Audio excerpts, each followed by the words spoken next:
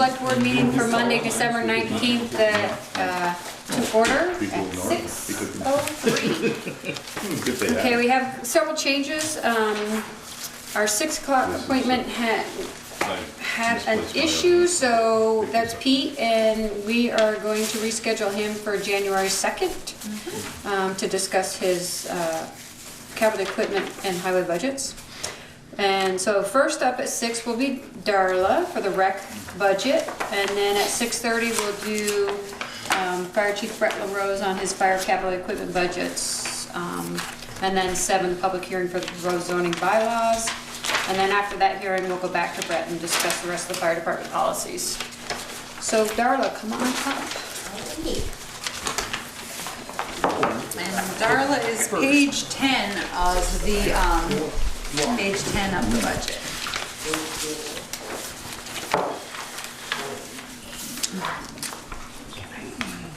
Let me keep where you go. Oh, I'm sorry. I was like, where'd you go? She's gonna want to cut it anyway. Yeah. I know. Should I just start now? Yeah, Darla's like, quick, go!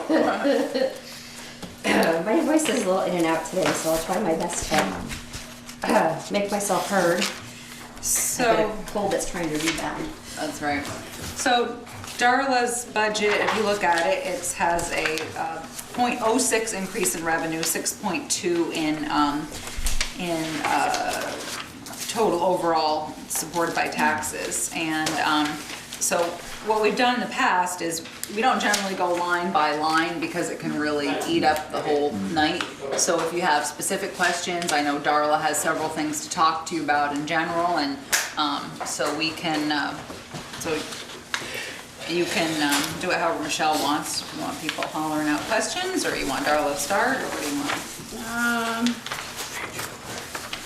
Let's let Darla start, and then we can ask questions given what she's got. Yeah, page 10. Page 10, yep.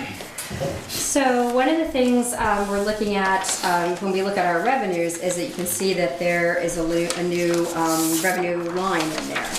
What we're seeing in the trend over the last couple of years is that we're seeing our programming change, and we're changing with that. So where we used to do a lot of kids programming, a lot of kids classes, that's sort of being handled now by the elementary school itself with a 21C, which is 21st Century grant program that they have.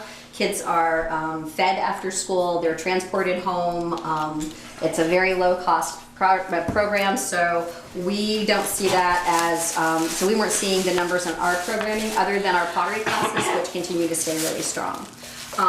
So we are looking at, and we surveyed the community, we've worked with other groups, and what we have seen is the events that we are putting on and the community bigger pieces that we're doing are things that are where people are interested. Our concert, Trees came to our concert on Saturday night. We had a packed house. I think that's indicative of what the community is looking for from us. Again, according to the surveying that we've done, we do that at town meeting, we do it periodically throughout the year. I work with a couple other groups in Addison County that do surveying, and we're seeing that as a trend within Addison County, within recreation.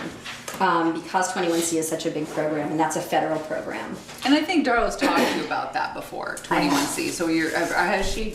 I don't know Do you since- remember that? Peter and Ted? Has she? I don't know since you guys have been Yeah. here, but that's been a program they've had at the school for a number of years, and we've been seeing this trend come along. So we were looking at what are other ways we can, what other ways can we serve our community? And what we're seeing is that's more adult programming, and the Tai Chi program is one that has been going on for some time as an example, and that continues to grow. They're now here 3 or 4 days a week, depending on the time of year. We've got a group of up to 60 seniors that are coming. Trees can tell you they come through this way sometimes. We're seeing, like I said, our Harvest Festival. That's another big event that we do, and the other kids events that we do have also been extremely popular. Tea with Mrs. Claus. We did the Prince fairy tale tea this spring that was very well attended. We did a Frozen event in the past where the kids get to meet the Frozen characters. Those have always done very, very well for us. So we're seeing ourselves move from, like I said, kids classes more to these events, and that's why you're seeing a change from the revenue program fees, and you're seeing an added line in the Holly Hall revenue line.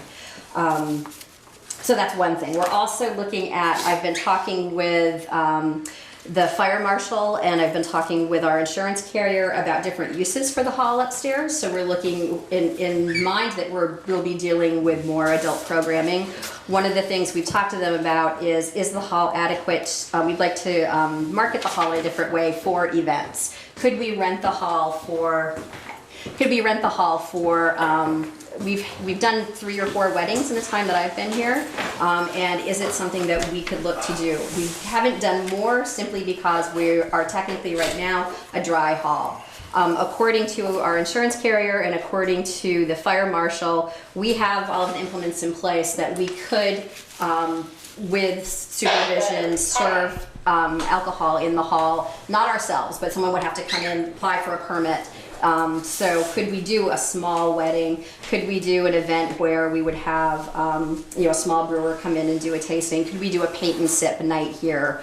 Could we do those kinds of things that would appeal more to adults? And the agreement from both the fire marshal and the insurance carrier that we have everything in place that we would need to do that.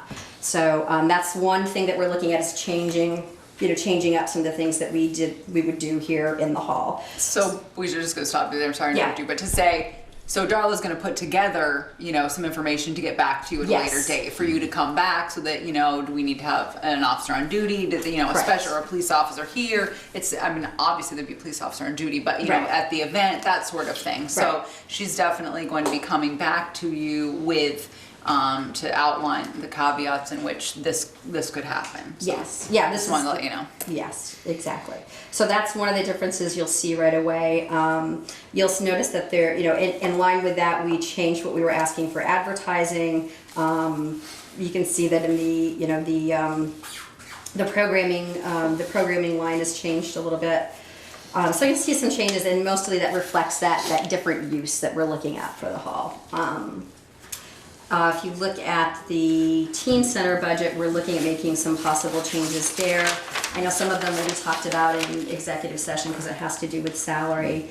And that's from just sheer looking at numbers and when we have kids coming and when we don't, does it make sense to have full-on staff throughout the summer if our numbers are down.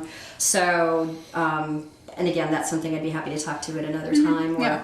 So you guys can that's talk what we're talking that. about is going to, school schedule. So it would be 37 weeks a year for 32 hours a week. And then it would open up the hub and certainly Darla could run summer programming out of there. So Darla, since we're paying rent, obviously Darla would still use the hall. But it wouldn't, in the summertime, you see a lot of increase in teen use of the skate park, but not the hub itself. So that's what she's talking about there. And what we could, I'm sorry. That number doesn't reflect that decrease. We'll be able does- to expand a little bit more on that in executive session. Okay. Right. Yeah. So we would still look to serve teens during that time. We would just do it in a different capacity than the way that we do it right now. So, so that would be. There are a number of possibilities that we're looking at. And we would be looking at running our summer programs are where a lot of our revenues come from. For those of you that have, this time of year our revenues always look really low and everyone gets excited about it. But traditionally what happens is it's the summer camps that we run, especially this last year we had a very successful summer camp program. And we're looking to fashion something similar to what Middlebury runs that's called Camp Cucamonga. And we've talked with them extensively about how they put their camp together, and we've talked with with other groups here in town, and we've talked with a lot of parents when we surveyed last year. This is exactly what they were looking for. It was a full day program that kids could go to. A lot of our camps tend to be half day or run 9 to 3. That doesn't work if you're a working parent. So you need help from 8 to 5 or 6 o'clock. So that camp would be looking to. Kids could go to maybe a half-day program and then spend the rest of their time at Camp Cucamonga. So that's where that would come from.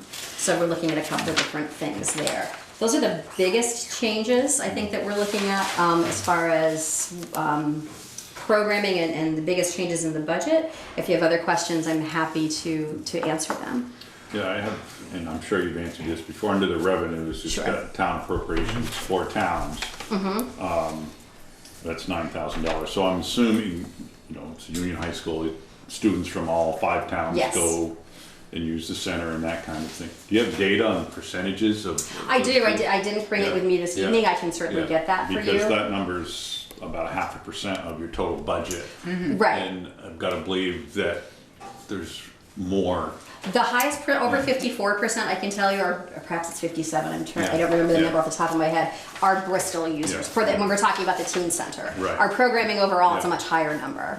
We get some use from the out-of-towners, but not, it's not a very high percentage. But we do ask them for an appropriation each year, and each of the towns do all give us an appropriation. When was the last time you asked for an appropriation? An Every year. increase, about 3 years ago.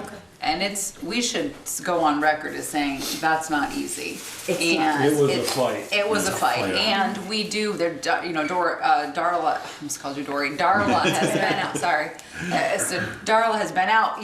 Certainly, coldness, not getting signatures in that town to try to. Yeah, they're not. Everybody's. Not And different excited. towns have done it in different ways. Just last year, we got an Bless you. increase from Moncton, and a couple of years ago, we got an increase from New Haven, and a couple of years before that, it was with the other towns. So we do have good support in the outside towns, but it's not a simple task. Well, I would think if you had data and percentages of And we do. students, that then you can go to these other towns, but I don't think Bristol should be funding 99.5% of this. I understand what you're saying, Yes, but I will yeah. tell you that most of our users are Bristol residents. So that percentage, while it's not an even percentage, a lot of these towns also have their own recreation programs. So they're funding that program, plus they do have the opportunity to come to ours. And in lieu of that, we do not charge an out-of-town fee for for New Haven, Bristol, Starksboro, Lincoln users. Not Bristol, and traditionally, that's made a big difference for folks. They can come and take our programming without that. When I'm out trying to ask for that appropriation, that makes a big difference for folks, that we don't charge that out-of-town fee. And it could be a good time too, because now's the time to write letters to everybody to tell them you want your appropriation, and it'd be a good time to certainly include that data for I them. have And then, done yeah, that. and Yep. say, good. Darla. No, he's got a great point.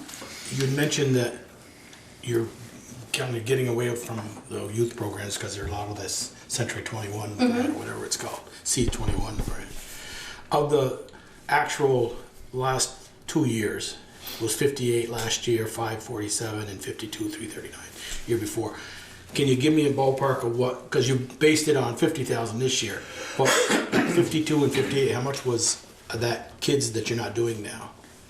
Program money? I'm sorry, I don't understand the question. Okay, of that 58,000 and 52, how much of that was being done that's not being done now? Rough. He's wondering. How much yeah. are you losing? The other thing Much are you losing to those is too, Century? we should also say that that program line did include her events, so she's never broken that Right, number we've out never of broken that. that number out But yeah, before. he's wondering how much revenue you think you're losing. Well, I would say, again, I didn't bring every number with me, Yeah. but I can tell you, we're seeing numbers-wise, we've seen a decrease in kids programming throughout the year, separate from summer. Our summer programs stay strong, but throughout the year, we've seen about a 20% decrease. And again, I can't compete with free and transportation and food. No. I just, Do they get tucked in at night? I know, just about. And we have tried to work with 21C and try to get some of our programming in there. We have not been successful, just for a number of reasons. Again, when you have to pay $65 for one of our program and their program is $15 for 6 weeks, we're just not competitive.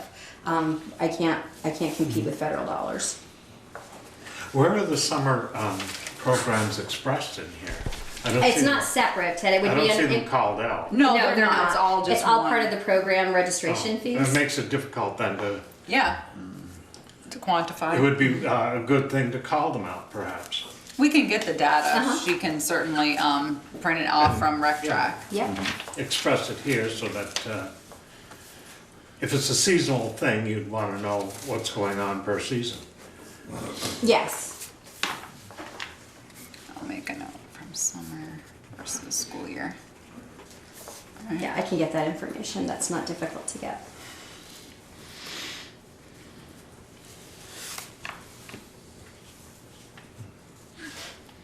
Anybody else? Any questions? I see we've always struggled with the patio studio revenue. You know, that's what we took in, or Yeah, she's been, She's been been very about steady, and it's steady. been up the last couple of and years. where do I pull that out under, expenditure? page There's 11. Yeah, Okay. there's a separate Yeah. page. Okay, And her expenses in potteries are down 1.06% over last year. but we're still talking somewhere at about a $10,000 loss in that program. Sure, if there's 23, about 10,000, not, Right, yes, the program yeah. doesn't- There's a $10,000 amount this year that you would make, up in net raised by taxes, Right. sure. John, I see the Holly Hall custodian went down by or you're budgeting it down by $1,000. Is that because the people cleaning have come in with better prices, or you? No, not at all. We're looking at if we do use the hall in a different way, that we would include a cleaning fee within that. Okay. So if you're renting the hall, say for a wedding reception or a party or Yep. whatever, part of that rental fee would be the cleaning. Okay. And we still do our regular cleaning. Right. But, because in between we have classes and programs and things, and that's pretty typical in the research that we did, and looking at other halls and how that's used, that they will include a cleaning fee as well.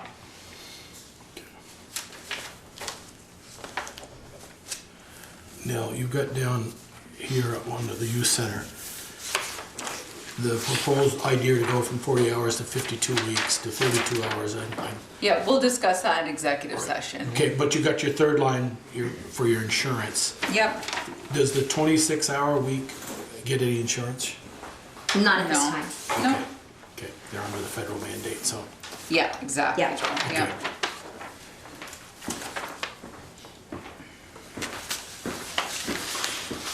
Anybody else have any questions?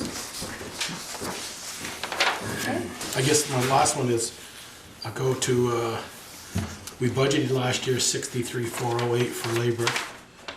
And to date, we're at 28,268, and that's about 24 weeks. Yeah, as of 12/14, yeah. Yeah. And so I took that and divided it by 24, then times it by 52, and I come up with about, and then with even a 6% increase, that's the 69, what I'm trying to say is from 63,408 to 69,578, it's just about a 10% increase in the labor line. Yep. Yes. Okay, and I just, could some of that be cut, I guess? Yeah. And then we'll talk about that That makes- again. Okay. Anything else? So one of the things I guess I'd like to ask for Darla before she gets, going on this, is the select board open to allowing, events? What's your feelings, I guess, individually about alcohol? Obviously, there'd be a procedure and this and that, obviously that's a big part of her budget, and if you were to be opposed to that idea, it would definitely, we would be going back to the drawing board with her budget. Obviously, it would be a procedure, someone would have to come in, they would obviously have a liquor license, they'd provide the liability, which means they would shut somebody off, but I'm just curious if you're not open to that, that's a big change we would need to work on again and come back. So I don't know if you wanna. Anybody? I think the only thing is that if it turns out that we require an officer, that it should be let out to our officers first. Yeah, yeah. Simply because that would be extra time for them, and obviously that would be at whoever was renting the hall's expense. Right, yes, Right. yeah, we build that into the contract. And again, that's typical of what, Virginia's, Middlebury, Lincoln, and I talked to Barry and Burlington, and I talked to a lot of the other municipalities who do this, and that's exactly what they do. I certainly think that if it was somebody that was working for us, that was there on duty, that the chances of them keeping a better eye on things, as opposed to, not that the sheriff's department would do a bad job, but as opposed to the sheriff's department, the commitment to the community would be a little greater if they were already working for them. I couldn't agree more with Peter, but if we told you right up front no, I'd like to at least see what you would come up with. And say, Sure, and I've been working- maybe we can not sell out to the liquor yet for the town building. I just like to say, or we can say to the voters, we did this because of cost. And we realize it's not great, we didn't really want to go down that road, but you were looking at an X number percentage increase if we didn't. So basically you wanna see another budget without, Well, you asked us if we said no to the alcohol. yeah, no, it's true, So because that's it's what a I big would- deal. It is, yeah. Not no, that it I'm makes a saying big we difference. voted yet, we just, No, we're not asking you to vote, I'm just No, trying to I get hear a you. feel, yeah. Right. yeah. And I have been working with Jeff Thies on putting together what, from VLCT, what that policy would look like.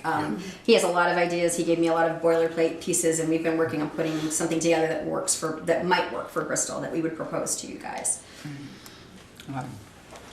Pete, you got anything? Concerns?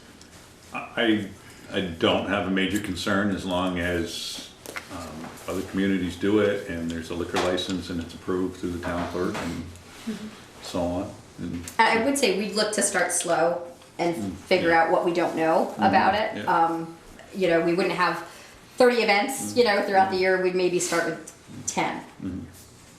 But the liability obviously is the major concern, and Correct. if the SET, who is very conservative, says Yeah. it's okay. Yeah. Well, anyone who rents the hall has to have their Yeah, own liability right, insurance. yeah. And anyone who would be serving would also have Yeah. liability insurance on top of that. So there would be layers of protection That for doesn't mean us. it doesn't come back to the I town. know exactly, but I'm just saying we have thought about Yeah. that and we have discussed that. We had the same discussion though about the fire department.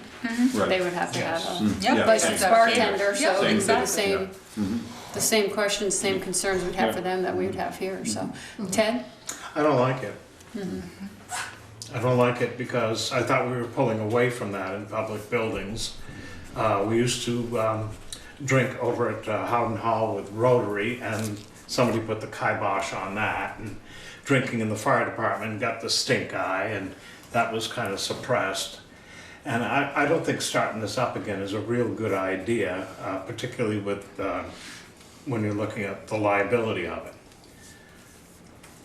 If they want to have a function where there's drinking, go down to the Legion, rent the Legion Hall. But I understand that. When you're looking for a wedding, the Legion's not very big. It's pretty big. It's as big as upstairs.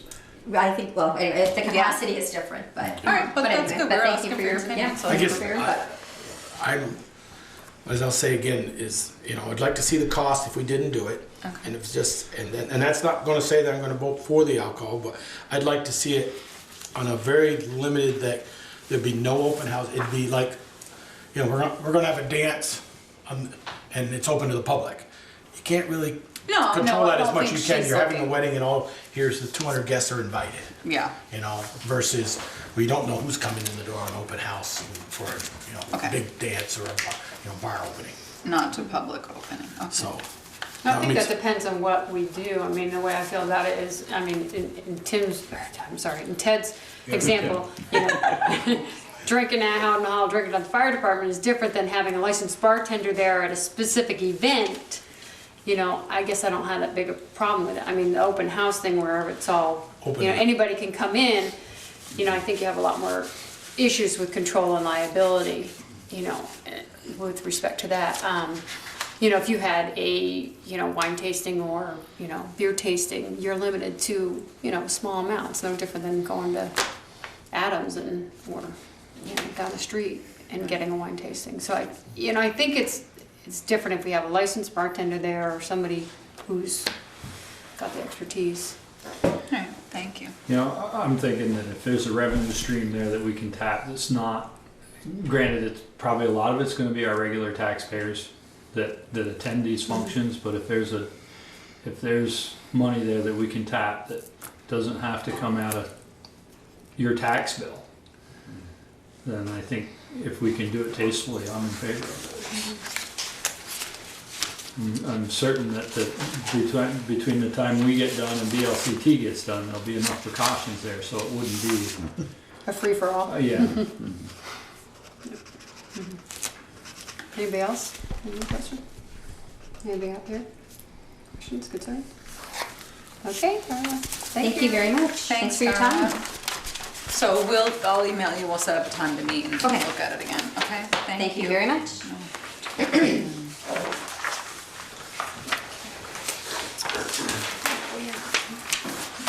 My goodness, on time, look at that. Yeah, that's pretty- Liking it, that's good. A lot of changes, so.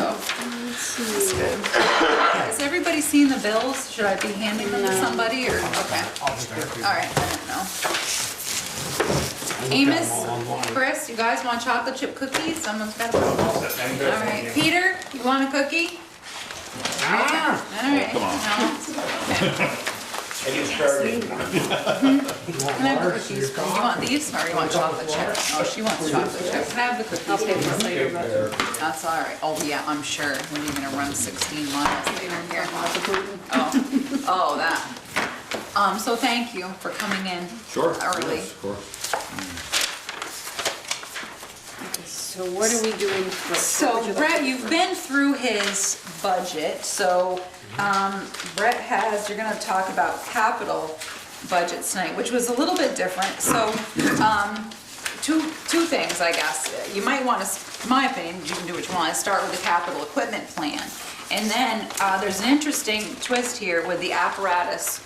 So you need to talk about that and maybe make some decisions to help Brett move forward. With the apparatus, he gave you a budget with the 2 cents on the tax rate. And that in turn makes you hold vehicles longer than you had hoped for last year. So then we added another page, which was taking Pete Ryan's advice, and don't be bashful, just ask for what you need, he said. And so what we did there was set a specific amount and moved the equipment back to the schedule he proposed last year. So he's really gonna need some help as to how to go, but there might be less questions on the capital equipment plan, so I don't know if you wanna start there. Yeah, let's start with that one. And I want to say for the record that a rescue side-by-side, if you're like Therese and you don't know, apparently it's a four-wheeler that holds more than one person. So, I did not know that, but you all might. Okay, anybody? Brett, do you have anything specific you want to point out to us, or? So, staying with the, excuse me, I'm getting over a cold, so.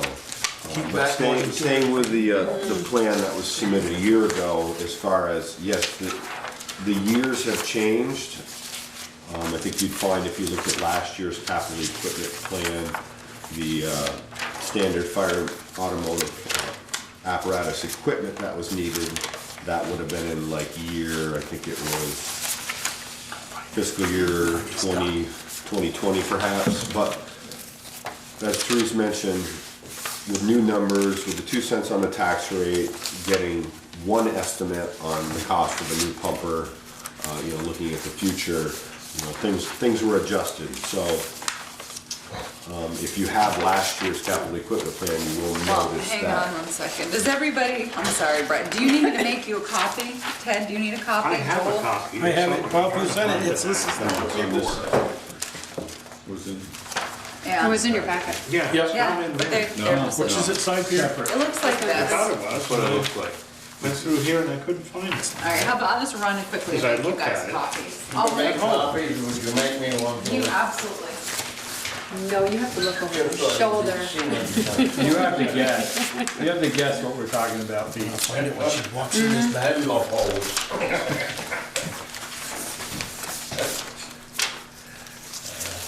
Sure it's not underneath. I know, I have There's that last one. This is my mail. No, no, no. there was a lot of people.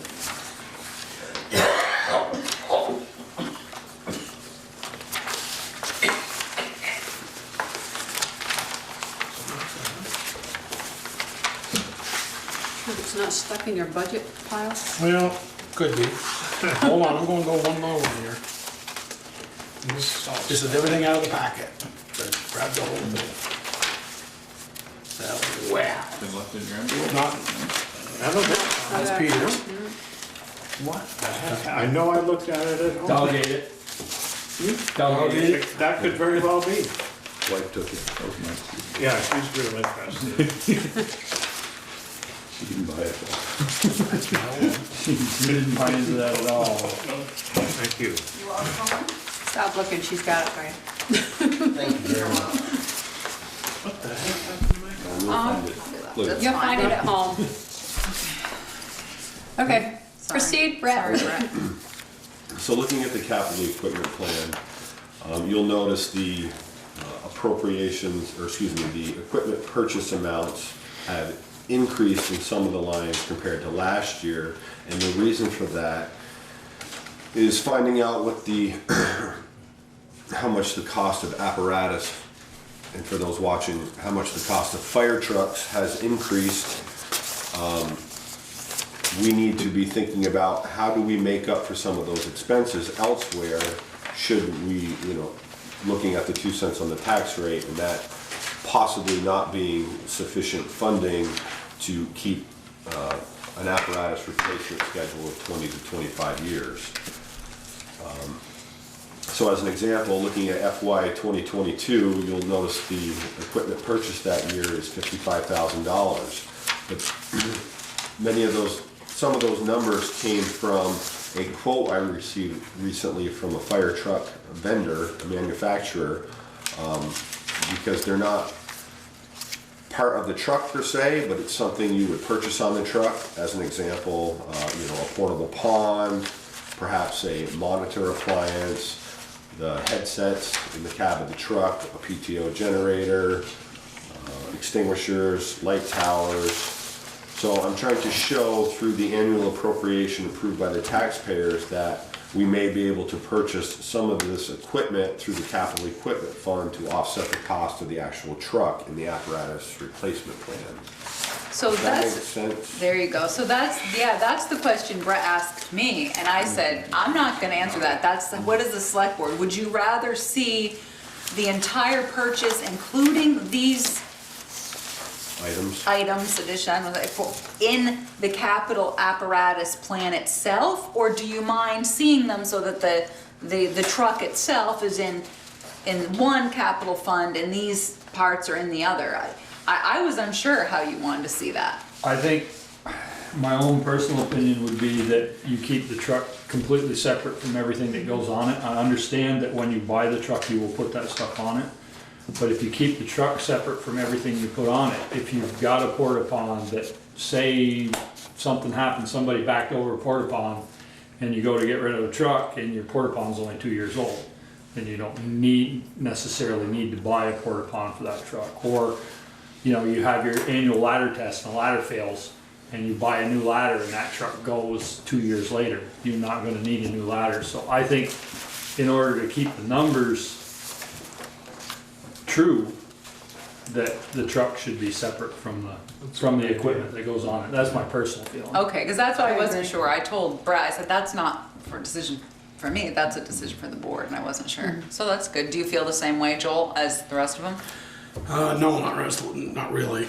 Okay. I mean, I understand what Pigger's saying, that, yeah, if we're gonna buy a truck in 2022, but we got brand new ladders in 2021, we keep those and not bid those on that truck. But for a standard fire truck to be delivered, and it comes with, i.e. a 28 or 32 or 35 foot ladder, and it comes with one roof ladder. And I believe that those should be ordered with the truck. They may be ordered, but they're separate.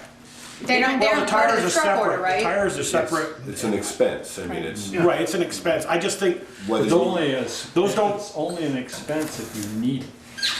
I agree, that's what I said, if the truck comes and those same ladders are there, we haven't taken them ever off, or used them since '98, we bought that truck. And in 2022, we're getting a new one, and it never been replaced. I'd say then the new truck needs to be bid with new ladders. But Right. I don't think they should be coming out of the capital equipment. I think the packs that go in it, yes, or unless the packs that are sitting in it now were replaced 2 years. I think that's a bridge we cross, but to say, well, we're gonna have a stripped down truck that's completely nothing on it, except the tires and rolling in, I disagree with buying I agree with putting the nozzles, those types of things in equipment, not on the truck. But the ladders, it can't even qualify as a fire truck, NFPA 1930 as without ladders on it, and I think that's why. Well, it can't without hose either, Right. It's So, if I may, so a year ago, when I presented you folks with a capital equipment plan and apparatus replacement plan, they were two separate items. So You have the cost of the truck, which, you know, everything that's attached to the truck, if you will. You know, the plumbing, the wheels, the steering wheel, you know, but any accessories such as fire hose, appliances, nozzles, ladders, fire extinguishers, and those were all identified in the capital equipment plan a year ago, as they are again here, plus a few other additional items that can be determined by a review committee whether or not these items are a need or a want on a fire truck. As an example, a light tower, a very expensive item, provides additional safety, but is certainly an item that you know, that review committee would have to look at very closely and say, is this something they really need, or is it something they want? Can they get by with something less? So the concept from last year to this year hasn't changed. But I mean, obviously you folks are allowed to change your mind. But it sounds like the majority of the board, Michelle, you were in agreement, want to see the trucks as one plot and the equipment as separate. I mean, when you buy a truck, do you buy all that equipment from the same vendor? Well, you can. I mean, it's certainly an option. You know, obviously when they spec out the truck, you spec out certain Right. compartment sizes. You know, I want a 35-foot ladder, I want a 14-foot roof ladder, I Right. want a 10-foot attic ladder, and you know, they go in particular spaces. You can certainly buy them elsewhere. Maybe they're cheaper elsewhere. You know, those are things we have to take into consideration when we're buying equipment for trucks. I wasn't involved at all with the purchase of the current 1997 engine, but if I'm not mistaken, perhaps a couple of these gentlemen might remember, I think that came We got it with the ladders and the with some porta equipment on it. Okay. Whereas the engine tanker, when that was purchased in 2007, came pretty bare bones. You know, it didn't have equipment. But again, it's looking at what we currently have in service for equipment, what is scheduled to be replaced, and what equipment on the current engine that is scheduled to be replaced could be moved to the new Right. truck. Because I think it was to your point, or to Ted, you certainly don't want to go buy a new 35-foot extension ladder just to buy a new 35-foot extension ladder. You know, if you don't need one, you don't buy one. But if the one we currently have is due for replacement, for whatever reason, then yes, that's something you want to look at and take into consideration and certainly budget for. I mean, I saw the list here, and I'm about split in the middle of what should be on the truck when it comes in the door and what should be put on the truck and you buy it out of equipment. And I think the headsets and could be bought at a later time, like you do with your radios and the hose, but I think the ladders and the portable pond and, you know, the PTO generator's got to be put on almost when you're building the truck. That's part of the generator. If it's hydraulic generator, it's part of the truck. Right, so. And the reason that is specifically on there, for those of you who are well versed in these PTO generators, is we were given an option by the vendor. You know, with today's lighting using LED lights, you may not need the PTO generator, which is a very hefty expense on these new trucks. You could get away with a smaller portable generator in its place. But then the same vendor also came back to me a few days later after he gave me the specs, just to say, you know, but if you were to run, you know, X, Y, and Z at the same time, you may want that PTO generator. So yes, certainly something a working group who, when the time comes to sit down and actually truly start speccing out and designing a fire truck, will really have to look at. You know, does this vehicle need a PTO generator? And if they decide yes it does, then that's something they will include in their specs and bring in front of the town's equipment committee. Let me ask the question, why, I mean, I understand this discussion, but why, what's the difference if it's in apparatus replacement plan or the equipment, capital equipment plan? Does it really matter? As long as it's there and the money's, we're saving the money, does it really matter? The question from the taxpayer, I wanna know what that truck costs. Don't tell me you're buying a $400,000 truck when it costs $475 or $450 or $430. That's what I wanna know. I don't mind if you buy it from DuPont, but I wanna know when you go for a truck, that they have decided that X will come off the truck they're getting rid of. Right, but wouldn't they've that be gotta in it? buy Y, so when I see the article in the meeting, it's gonna be an article for $400,000 truck, and that's it. And out of the capital budget later on will come X. Well, if that X gets to be $30,000, $40,000, I'd like to know that's what it takes to put it on the road, But I as a would- taxpayer. But I would assume So- that you guys would have that discussion as in, okay, we're gonna take this much out of the capital equipment plan for the truck, or the capital apparatus plan, and we have to Yeah. And this- supply it with So- this out of the capital, yes. So what you're saying, Pete, is if the article read that the truck was gonna cost $450,000 and 400,000 was coming out of the capital apparatus and 50,000 Right. was coming out of the Right. capital Capital equipment. Then I know as the taxpayer, I was Okay, laying you know out you're- 450,000, Okay. that's all. It's not trying to play any Yeah. games, it's just to know that 400,000 doesn't put a fire truck Right. on a road. Absolutely. Right. Yeah. And that- I think it makes sense. It was just really a direction, so it looks like the majority of the board is saying continue what you're doing, which. Right, that's I mean, what- assuming that when it comes time to buy that it is explicit that people know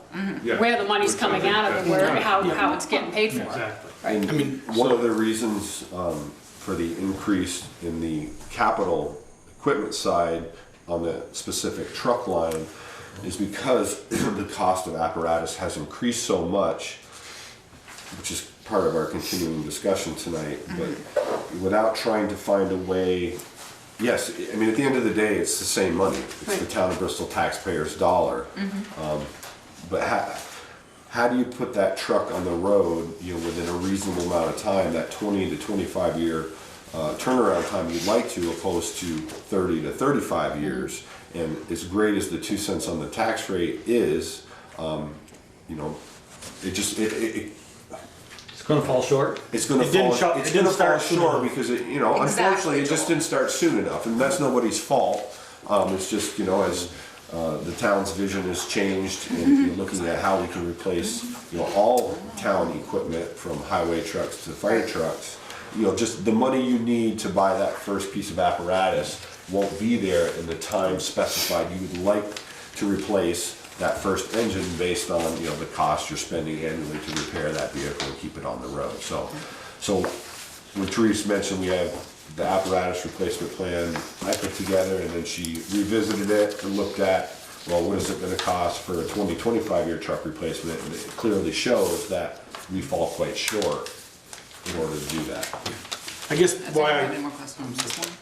I guess why I said some equipment, it should come on the truck and come out of the truck capital apparatus. And just say, you know, we weren't buying a truck. Let's say we weren't buying a truck, and to the voters, we're not buying one this year or next year, so, or this year. So George and the rest of you out there, just please, we're not buying a truck. I think they voted to buy a $400,000 truck. Is if we weren't buying a new truck, we wouldn't be buying a new portable pond, possibly. Or we definitely wouldn't be buying ladders unless the ones were on it were broke. And that would come out of his regular budget. The hose, we have a hose line in the budget. We wouldn't be buying. You know, we have a headset, radio line in his budget. Those are the types of things I thought when the capital equipment was put up was the, you know, the vent saw, the gas detectors, the air packs, and those types of things. That's what I thought. And if we weren't buying a truck, we wouldn't be buying a new portable pond. Right, I think that's what I- he's saying. I think he was trying to match up the purchase on his capital equipment plan that year with his proposed year of a truck. So he did have these lined up with his capital plan, so that when the year he was buying a truck, he was getting those things. He wasn't buying them in an off year. To me, those things come with a truck. I mean, Pete was in here 2 weeks ago, and we voted to buy a $130,000 plow truck. And he didn't say, well, I'm taking the truck out of the capital highway budget, and I want to take out the plow equipment and the sander and all that out of a different, no, it came all out of the capital equipment budget. And so, that was my point, is, Okay. It's not that hard to figure, Chuck. no, it's not. No, coming out of two different places. And I think we have more control on the equipment piece of it when it's separate. It's possible, Pete. Yeah. My question, Brett, is this quote that you got one from the one vendor that you've talked with, is that today's dollars or projected to 2022? That's today's dollars. Yeah, okay. So you can. And that's, you know, as you said, you know, it's before any discounts would be given or anything like that. But just, you know, for the record, so in 1997, the voters of Bristol approved the bond to purchase a $230,000 pumper, which we have. In 2007, the voters approved a bond payment in the amount of $350. $350 for the purchase of an engine tanker. So last week, I received a quote from a vendor after we sat down and met with him for the cost of a pumper to replace that 1997 pumper, you know, comparable for this day and age, and the top dollar, that was $490,000. But you know, I say that out loud because it's not to put fear in anybody, but that's the reality. That, I mean, when you're talking about buying a piece of fire apparatus, unlike a town highway dump truck, I mean, it's very different. It's a specialized piece of equipment that's built to your specifications, and there's not lots of them sitting around. They're built to meet your needs. And we are only buying them, you know, every 20 to 30 years, unlike, I think, every 10 years for a dump truck. Just things to Yeah, keep in if we mind. could get into the 10-year rotation, we'd have something we could sell that's worth something, but we can't afford to get there. And unfortunately, to Peter's point, he brings up an excellent point. So looking at, you know, a year ago, I provided you folks with some numbers, what I thought the resale value would be of the 2 trucks that were proposed to be sold when a new pumper comes online in a few years. You know, but that frontline engine we're using right now, that 1997 Spartan pumper, today, if we were to sell that truck today, we may be able to get $35,000 for it. That was a truck you spent, the taxpayers paid $230,000 for 20 years ago. I mean, it's 20 years old. That's That truck is amazing. now. But My they did that. concern is that $450,000, and you've already been quoted $40,000 over that. And we're gonna try to make that $40,000 up by selling a truck for $45,000, then we're only gonna get $35,000 Yeah, for it. plus, So- it's 2 trucks. Yeah, okay, yeah, So- 2 trucks. And which is why, But you know, we're gonna be buying Guys, another. wait a minute, can we, No. do we have any more questions on the capital equipment plan before we move on to the other ones? Okay, okay, let's move on to the apparatus ones. So like we said, Brett gave you the 2 cents on the tax rate, and he used he did what I would have done, which was carried his current appropriation through, because he doesn't know the growth in the grand list, and so, it made sense for him to do that. And then, like I said, and then I did the no 2 cents on the tax rate, just budgeting for the actual need. But I think the basis of this conversation needs to be how long you're going to hold fire trucks. I think, so your past equipment plan was you were holding them for 20 to 25 years, Brett? 20 to 25 years. And then, but when to go to the 2 cents on the tax rate, how long were you stretching the Well, ownership? The plan was always to go 20 to 25 Yeah. years, but revisiting the cost of apparatus and the resale value on existing apparatus, those numbers just aren't, they're very different than they were a year ago. Yeah. Because we haven't sat down with a vendor. And, Ted, you asked the question about the $490,000, and this is only one vendor. There's many fire truck vendors out there. As he said, you can expect right up front, there's gonna be $15,000 to $20,000 in discounts, and plus all the things you decide you don't want on this truck. So obviously those costs can come down. You will have some revenue generated from the resale value of your existing apparatus, not much, but you take those things into consideration, buying some of the add-on equipment, a portable pond, ladders, etc., out of your capital equipment plan. It gets you a little bit closer, and maybe get you closer to that 25-year mark opposed to 30 or 35 years. So if you look at this first apparatus replacement plan that says keeping apparatus longer, based on the current tax rate, or the 2 cents on the tax rate, what we've taken in so far, the engine tanker, which in theory would be the last vehicle in our current fleet to be replaced, that vehicle would be approximately 33 years old before we'd have enough funding to be replaced. Of course, we have no idea what the cost of that truck is going to be in 33 years. We have no idea what the town's needs are going to be, what the fire department is going to look like. These are all just projections. So just want to be able to show, based on current trends, cost of apparatus, this is what we are looking at today. And I think too, it's gonna have other ramifications in the sense that if you decide that you're going to stretch your ownership, then we're gonna need to increase the budgeting for repairs. So it's a, you know, we're gonna have to, okay, we gotta do something. So, Well, that was what yeah. happened when we went from the 72 to the 97. I mean, it just got to the point where we couldn't afford the repairs and the truck wasn't safe. Fortunately, the 97 is still a very safe truck. There's not an issue with the safety of the truck. So, Yeah, but that can change quickly. yeah, it can change in a hurry. Yeah. But also, Peter, I think it was last year you were chief, or maybe in your middle years of your chief, you know, I wasn't on the board, but the board, with the board's blessing, you took it to Giro's and we had about $10,000 worth of body work done. The fenders were rotting and things, and, you know, because we were looking at trying to get an extra few years out of that truck. And if we hadn't done that, we'd be looking, I believe, at 2000 right about now, or the next year.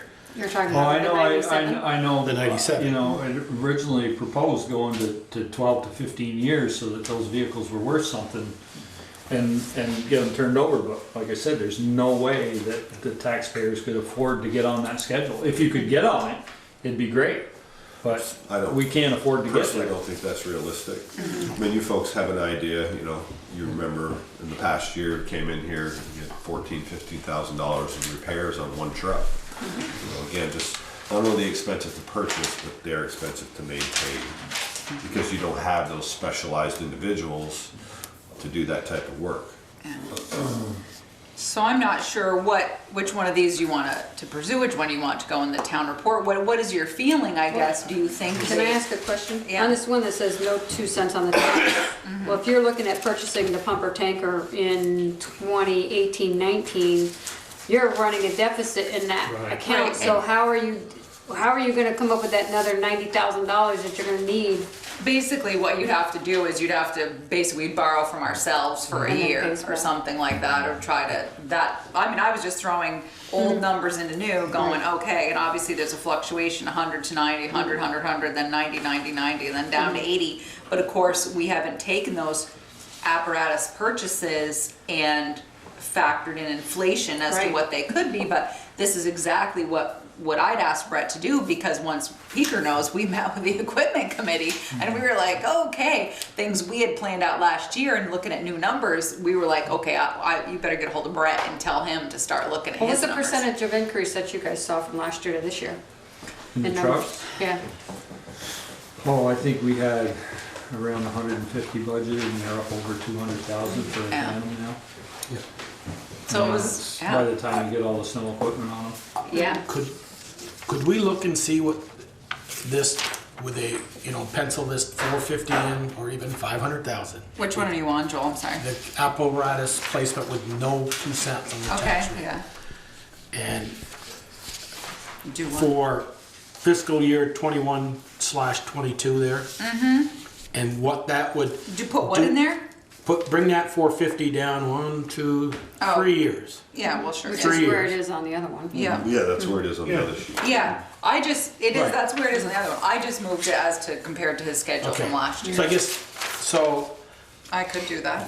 so with the 2 cents, we'd have 1,618, if it came in at 450 and everything was, all the stars were lined up. Yep. And we sold the apparatus for 45, we'd have that much money staying.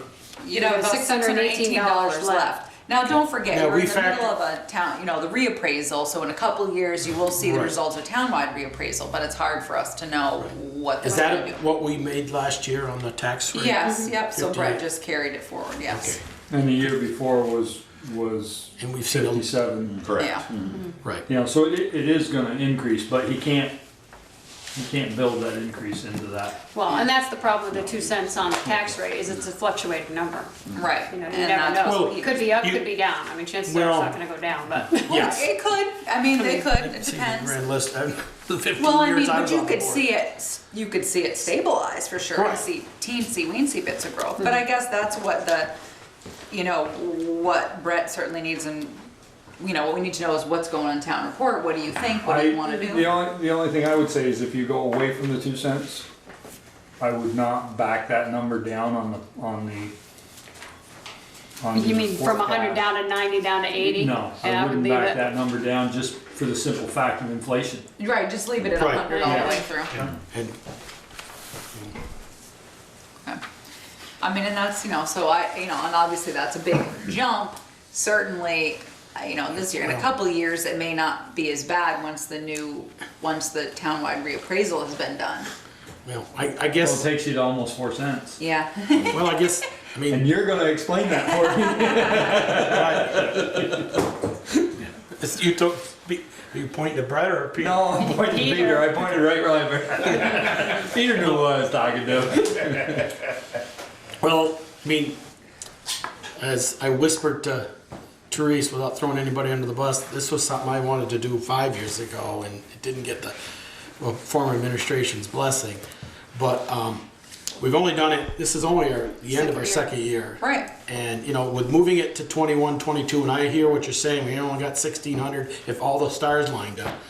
But I would like to at least give it a few more years, and maybe we budget, we see after reappraisal what that does. And I know Peter's not a fan of it, but I'd like to ask everybody in the room, we put $100,000 into the capital highway equipment fund for their trucks. Can you tell me how much your tax dollar went into that $100,000? No one in this room can tell me. 4 cents. At 2 cents, I know how much I put into that fund. My tax bill, my assessment is $200,000. I put $40. I can't tell that with a highway budget. Highway. So that's why Yeah, I you have kind to of do that. personally, Right. I can say to people, you put $40 that truck going by So I guess. every year, and that's why I like the 2 cents. So I guess we could, if each one of you would say, because there's a couple issues here, I guess. One is keeping the equipment, which obviously Brett has no intention of buying anything in 18, 19, I don't think anyways, in this budget year that we're doing, or 17, 18, we're budgeting. So he's good to go there. So you can obviously assess your needs again next year, about, buying equipment.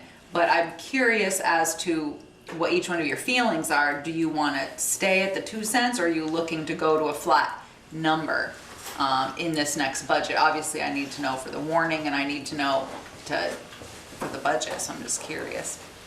Joel, let's let you start. Okay, I would like to see the 2 cents stay at least through one grand list of the new appraisal. Okay. And see what that brings us, and see where these numbers cash out. And it might have to go to 3 cents. Or go back to, to the 100,000 or whatever. Whatever it is at that time. Right, Through at least but I'd the like to at first. least let this play it out a little. I don't think the voters are gonna say, did you give it enough time? All right, so at least through the first year of the reappraisal. Right. Okay, let's write Peter? it down. Thank you. I really pushed for this. I pushed for it a while back, and I sat down and I talked with Pete, and Pete told me right from the start that he wasn't in favor of it, and that's because it's not the way he's done books, and I totally understand that. The thing that I like about the 2 cents, there's two things I like about the 2 cents. You know what you're paying on your tax bill, and you know that if the grand list goes up, the amount of money raised goes up, and it doesn't cost you any more on your individual tax bill. Whereas if we change that number at our will, when we feel like changing it, I have no idea what I'm paying. And that's my reasoning for liking the cents on the tax rate. So you're basically, along with Joel, is stay for a little bit and see where it gets you, and re-look at it every year. Yeah. Okay. Peter? Having not been involved in the original conversation about this, I did hear, at least the people at town meeting last March, many of them felt very strongly they wanted a number versus the 2 cents. And I understand what Joel's saying. Very few people are going to figure that out, Joel. But I like the one with the 2 cents on the tax rate in the first replacement in 21, 22. It's showing that we're extending the apparatus equipment far out as we feel we safely can do it, and hopefully, and I agree. I mean, yeah, that putting that 58,000 in hopefully will increase annually, so that'll help. So I would go with that. Ted? I like Peter's idea of budgeting for actual need. It just conceptually makes more sense. So having the number, a specific number set out for it. I don't have a preference either way. Okay. So it looks like, Brett, for the town report then, if the consensus is, we'd go with the 2 cents on the tax rate, but so I guess you're all set then. I guess we'll just publish the one you've done. Which one is it? This is The that. 2 cents on the tax rate, so I'll make a note. But you're gonna move the, okay, yeah. Yeah, No, that's yeah, the right it's one. already It's the there. right one, okay. Yeah, okay, and I will, make sure that one goes in town report and, Okay, you good? Anything? Can I Peter? just make a comment? You sure can. One, why don't you do your rest of your budget that way? Why are you wasting putting numbers in? Why don't you do 3 cents on the tax rate, 5 cents on the tax rate, go for it? That's one comment.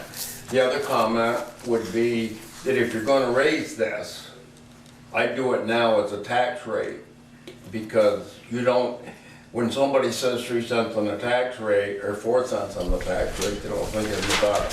When somebody says 50, 75, or $100,000, they think quite a bit about it. So, you know, if you're gonna keep it as pennies on the tax rate, I advise you to think about the growth first and get that out of the way. So if you have to convert it to a number, it's gonna be, well, we're raising that anyway, as opposed to being a shock. Somebody told me now we were raising $100,000 a year, say, for a fire truck, I'd be, But if we're saying, well, we're raising that anyway, it's just we're raising it as, you know, whatever it takes, 4 cents, 3.5 cents, or whatever it is. But so you're saying, I guess so you're saying convert it into dollars. So instead of saying, No. we're 2 cents on the What he's tax rate, saying stick is to if we think we 15,000? need more money, we should raise that. Oh, from, raise you it know, 2 3 cents. I'm opposed to the Yeah. tax rate No, I thing, know because that. I think you do the whole budget that way if I you're know. gonna do it. Right. But what I'm saying, if I was considering increasing it from the 58, 59,000 that it raises now to say 75, say Oh, 2 1/4. Start increasing Or the 2 2 cents. 1/2. Okay. I do it now. And then if there's more people that say, we want a number and not a tax rate, Could, it's, Got a point. you know, it's gonna be, we're raising that anyway, so it's no harm in going to the number. could we Thank you. build on, could we see this maybe next, in 2 weeks? To Peter's suggestion, if we put it, if it was 3 cents here, where would this change? Yeah, I wouldn't, I'm sure you would not be in favor of a 3 cent jump. No, no. I mean, like maybe Two 3 cents, a 1 cent, from a 2 to a 3. That's what I'm saying. I'm saying I don't think you'd be, I'm thinking maybe you'd want to go to like 2.5 cents. I'm thinking you might want to do a smaller Yeah, do increment here. a couple, and see where this 58 comes in, Well, and maybe speculate. You can look back. I realize there hasn't been a lot of growth in the grand list, but there's been, maybe a 1 cent, yeah. 1%. 1%. I was gonna say 1 cent. 1%. It's been averaging about $1,000 a year for the last 4 or 5 years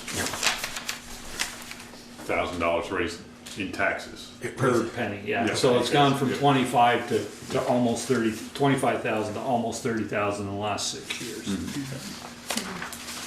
So you're not going to gain. You're Not gonna gain much. you're not going to gain.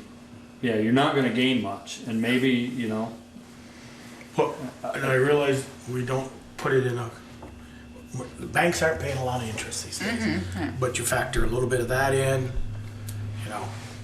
you just would like to see that. it's still not going to get us anywhere near that $100,000 figure. You'd No, have- but it might go from Double it. $618 there, $618 in 2022. Yeah, it would go up a little bit. So I can see what 3 cents on the tax rate. I just, when I guess if we were gonna raise that number, I would have to side with Peter and I would have to go to a number because Yeah. I sold this to the taxpayers as a way to have the revenue increase without increasing what it was on your tax dollar. That's the way I sold it at town meeting. And if I'm gonna go to the taxpayers and ask for more money, I think I would prefer to do it in a dollar amount as opposed to, Keep up in the keep up in the sense. yeah, as opposed to keep up in the cents, because I can see Peter asking me, and no offense, I can see you asking me, how come you went from 2 to 3 cents on the floor, and I'm gonna have to sit there and explain, well, it wasn't raising enough money. And you're gonna say, well, then why didn't you just give me a dollar amount? And I totally can see that. Yeah, And the other thing, I can see both sides of it. and you also, you're gonna see growth in the grand list, probably significantly in a couple of years when you do the townwide reappraisal, so, or when that is completed, not you do it, but when it's completed, so, sorry, so, okay. Well, If that gives us some information. if everything was all aligned and you had the money, when would you really replace that? That first pumper? Right. I believe I had it last year. What year was that? 18, fiscal year, 19. Yeah, 18, 19. Okay, so that's where it would have been. So, and, you know, it's been a great discussion.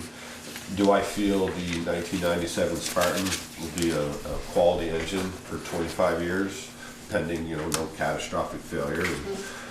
Yeah, I do. My only concern is moving forward with that schedule, without revisiting this in the future. You know, you are looking at, you know, your last piece of apparatus being, you know, 30 plus years old before it's scheduled to replace. And again, I know a lot can change in 30, 35 years. You know, the type of service we provide to the community, you know, can change. You know, our needs change, the type of apparatus. You know, you're always going to need that essential pumper. But yes, to answer your question, the original plan was in fiscal year 18-19. So technically, we pushed it out 3 years. Yep. Right. And I think, again, if we hadn't done that work, that 10 grand and other things, and what he has started, the chief has started with a yearly pump maintenance thing, if we had just said, you know what, we're not putting the 10,000 defenders in rust, and we're not doing the pump thing, then I would probably say it's gotta go, 18, 19. I think those were, we saw that and said, we tried to get 5 more years out of this truck by doing some of this stuff, and I think, as Peter said, it's still in pretty good shape, it's decent, but it's 5 more years still. I'd like to see one, roll in January of 2022, roll in the station sometime right after the first year, and that's just 5 years from now. So I think that, Brett, what you might want to do is just double check your service numbers, knowing that you're going to be keeping that truck a little bit longer than you thought. Just making sure that the budget you're working with now, that you think adequately reflects any maintenance that you may need, you know, just to let me know if you think you need to change that number, so. Okay. Anybody else? Any comments, One of the questions? things that always bothers me is this equipment is only intermittent use. Why is it wearing out? You know, I mean, I think, Ted, it's like anything, you know, over time, it does wear out, and when these vehicles are used, they're used very hard. sure. You know, their RPMs are Sure. very high, their pumps are running, we're hard on the transmissions of these trucks. I mean, the truck may only have 30,000 miles on it, maybe I'm being really generous by saying that, but, you know, the pump itself, the engine has thousands of hours on it of wear and tear, and you know, the change in seasons from, you know, the negative degree temperature when you're trying to keep water circulating through these pumps in the summer when they're overheating and hot. But again, that's why we service them annually, Sure. and we And look they're to, not used every day. and we look to the professionals to tell us the longevity that's left in these vehicles. It's not up to our opinion, it's up to the professionals Yeah. to say, hey, you know, we think you've got a few years left in this truck, but you should start considering, you know, what you're gonna do. These aren't the same guys that were gonna be buying the next one from, are they? No. No. The other thing too is I'm sure you noticed in your capital equipment plan, which is something that Brad talked about when we're building the new station, was, you know, his plan is to actually go to less equipment, Ted, which was, you know, sometimes you'll see him getting rid of 2 things to get 1. And then that was always a discussion that I remember Peaker certainly was in support of, was getting less and trying to use it, you know, more. So Again, It's a it's tough just thing. So we're revisiting. not junking this thing because it's got body damage. Yeah. No. Well, that's what I just heard, that we had to send the thing out to have the fenders repaired. It you know? was rotting underneath, Yeah. and they had the foresight to look into spending some capital money at that time. That was probably 5-6 years ago anyway now, to have that work done to increase the longevity of this vehicle. Because, you know, living in, we wash our trucks a lot, but still 20+ years of salt eventually gets to anything. And any vehicle that's just sitting on a cement floor is, believe it or not, just sitting there, it's a lot, it's sometimes That's worse any than mechanic, what's the best, Unready what's the heat. best thing for a vehicle? To drive it. Yeah. I mean, I can remember when I was working here in '97 as a lister, and Bob would say, "It's only 25 years old. Can't you use the old 72 still?" And he goes, "You don't use it every day." And I'd say, "No, it doesn't run every day, but it needs to be ready to go every day." So, Take it out. Thanks, Brett. So they're gonna hold their public hearing. Public and then hearing, ask we'll you to call come you back. I'm gonna have a cookie. You help yourself. You might wanna pass them around. There might be hungry people out I there. think Pete Ryan still wants one. I think he does too. I think it's just all of that. We're gonna call the I knew he did. public hearing for the proposed zoning bylaws, regulations, and the town plan readoption to order at 7:13. Okay. So you Is think anybody Eric, supposed to be here? Eric to join you Eric? for this? Come on. Jump in, He's Eric. snuck in. They're trying to hide. Whoa, what happened to our cookie? Holy smokes. There's more. You want one of these? Maybe you better be a salesman. We should have got a picture Peter, of Amos can eating you out like we pass did at the these now? donut. Here, we got Well, what pretzels. one I want, yeah. Okay. And a sugar cookie. There you go. There you go. So, So to catch you, the last time we were here, we spoke about the Daniels Four Corners overlay, and that was removed for the most current posting. And then we met the next morning about the Rocky Dale area and what we thought we should do with that.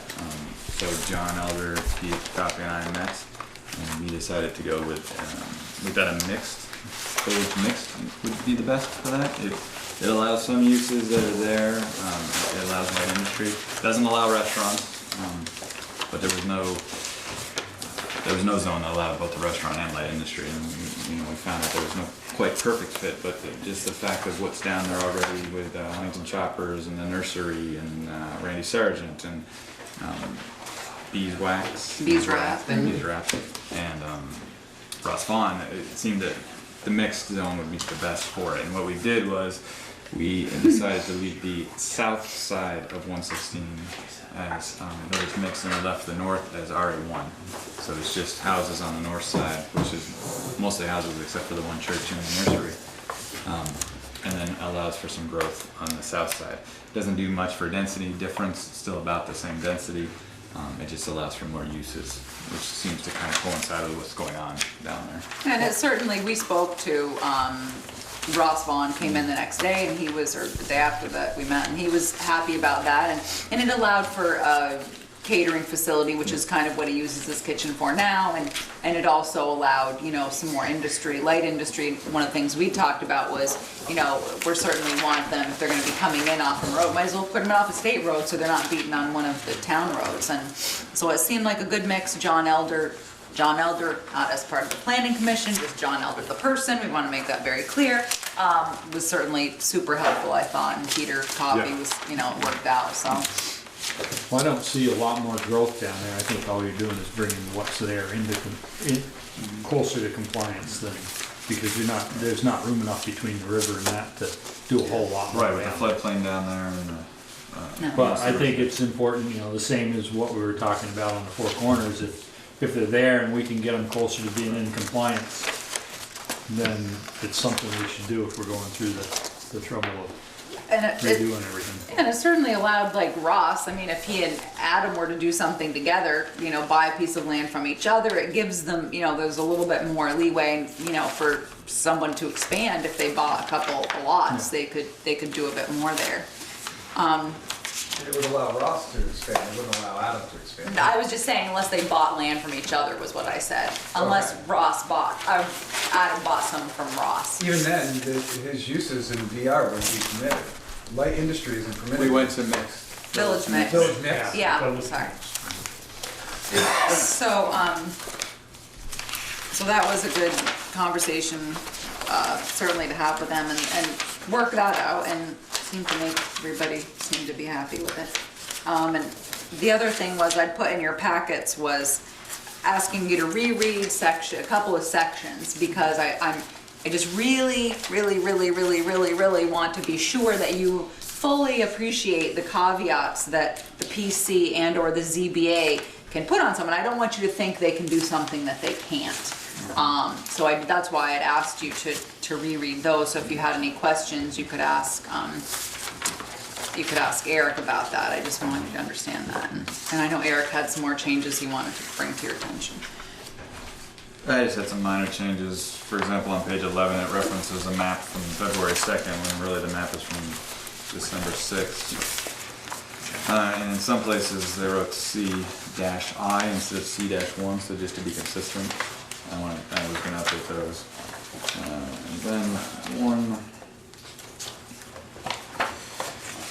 so on page 40, it talks about posting of the public notice, which is the P sign. So we had the discussion at the planning commission, or they had the discussion, and they talked about whether the zoning administrator or the applicant should post a sign, and they decided to have the applicant post it, which is reflected in the notice procedure. But then they have a duplicate notice procedure for other hearings, and in that they did not remove the fact that the ZA had to post it, so I was just going to update that to be the applicant having to post it, so both paragraphs are consistent with each other.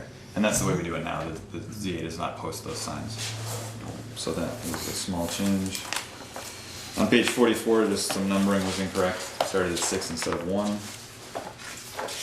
68 is another reference to CI instead of C1. And then on page 81, silviculture was spelled with a Y instead of an I. So nothing major there. So those are some changes I could make. It wouldn't push it back to the table, and we wouldn't have to have another public hearing. Because we posted the final draft with the mixed use in the map and with the Daniels Four Corners overlay off, that put us in the time frame to be ready for this public hearing, so we should be good. So any references to the overlay have been removed from the final? Okay. It goes from us back to the planning commission now? It actually doesn't have to, which is what I thought it did, that it was gonna have to. Well, you could send it, but they would have had, if you made any, substantive changes, and then it could have gone back, whereas they would have written a letter to you saying either they agreed or didn't agree with the change you were gonna make, and then,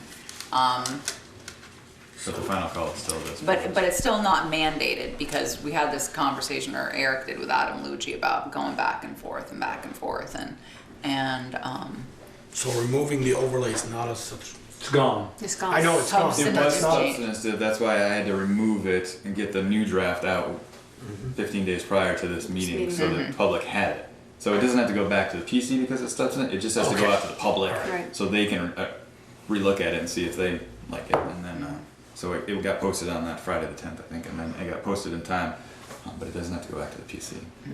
Okay. So did anyone else looking at it again have any other questions, or?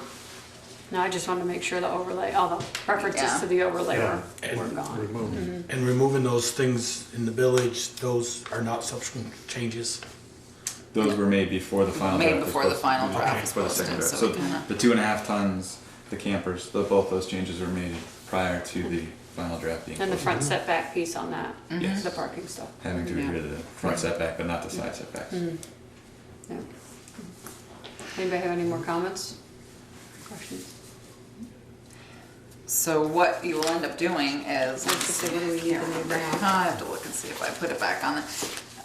Yeah, we'll go we can go back to after the public hearing, on number 3, basically what you'll do is you'll end up just making a motion to accept them, and it'll go, to accept the proposed zoning regulations, they get published that way, and that's the way that'll go in the warning. Now, do we have to, are we having a hearing on the town plan as well? That's tonight, yeah, we're doing that after this one, yes, sir. And, so, all right, well, that's good, so nobody had any other questions? I know, go ahead, Chris. The only question I had, so in discussion with the landowner, Ross specifically, so he's fine that that can only be a catering, that it's not eligible to ever be a restaurant again. Yeah, because we also, the select board had also extended the non-compliance from 1 year to 2 years, and he understood that and he was fine with it. He felt that helped him because, you know, it was hard for him to find a tenant, you know, to take over a restaurant. Sometimes he can't do it in 12 months. So he thought by giving him that extra year, it gave him a better chance at trying to find that. So no, he understood he was never compliant. So he was fine. But in 2 years, if he got nobody in there, then he would never be able to Right, come which he back. knew, but it gives him Right, catering but facility, which is the way I'm he's just leaning towards. concerned right now with, it's been more than a year since a restaurant, so it's not a restaurant now, correct? Is that, He said caterers in and out of the Graves was in there for a while. Right. as a catering service, but as a restaurant, does that, so I wanna make sure that we aren't a false sense of security that we're allowing that could potentially be bought and converted back into a restaurant in the next 2 years. So when does this 2 years start running? I guess. It hasn't been a year since it closed down, so. For a Restaurant? catering. It's been a year for a restaurant. For a restaurant. So it For can Graves. never be a restaurant again? But did Is we he aware of define that? catering in the old zoning regs? Yeah, I think we did. As I can't. So right now, we're under the old zoning regs. Correct. Yes, right, yeah, but he So- knows that, yeah. So couldn't be now a restaurant again? Well, I know, I'd have to go he's with been working to fill it, and he had done some work on it, including the septic. So he had been putting work into getting it rented, and had some people interested in it. So it's getting close to the time. I hadn't considered it being the time yet. So. Cause he You have to go had down there and have him service a sandwich. That's And right, then he wife for closed, another 2 he years. certainly closed Take some down. bread and sandwich meat down. Well, and he was closed down for a while because he had to put a new septic Septic system, system, right. so, but, But that's I don't know the still timing. doesn't- Just because you close down doesn't change the 12-month. yeah, I don't know how long he's been Parameters. out without having a restaurant Who there, to be keeps track honest, of that? because he had somebody, you know, because he had somebody in there A day. doing pizza for a while, and then he had someone who was in there using the kitchen, but I don't know if she was serving right there and delivering. I'd have to, we'd She have ate her to lunch ask. there, so it's service. No, So no, it's she Grace? was, so I don't, he's had several people in and This out was a there. food delivery. Right, Food so prep when and were they delivery. were the last ones in there though, right? The food prep and delivery? Yeah. I don't know. Or was, I can't remember if the ice cream, no, maybe the ice cream people never made it in there. I was giving him some latitude, so we'll see what the physical I think that's- actual date was. I think that's not a bad call. I mean, it's hard to do, and I don't. From my position, I'm not 366 days we've done, so that's why I think we implemented the 2-year plan. And talking to Adam Luigi, now that we have these have had their public hearings, we can use these somewhat, even though they haven't been passed yet, in kind of companionship with our current one. So we could use. Under state statutes, the 2 years, so we can give him that bigger window. It'll just go from, we'll have to figure out his exact start or end date and when he had his last restaurant. So that is something we'll have to do, but we can use the new proposed regulations to kind of just make that decision. Just as long as he was aware. That's good, yeah. Well, and he knew, he'd been working on it. Yeah, he probably should be reached out to again and Yeah, made aware that. because he knew his clock where he was on the 1 year. And I mean, like I said, and he admitted all along, he knew that it was never, which was not compliant, and he knew that.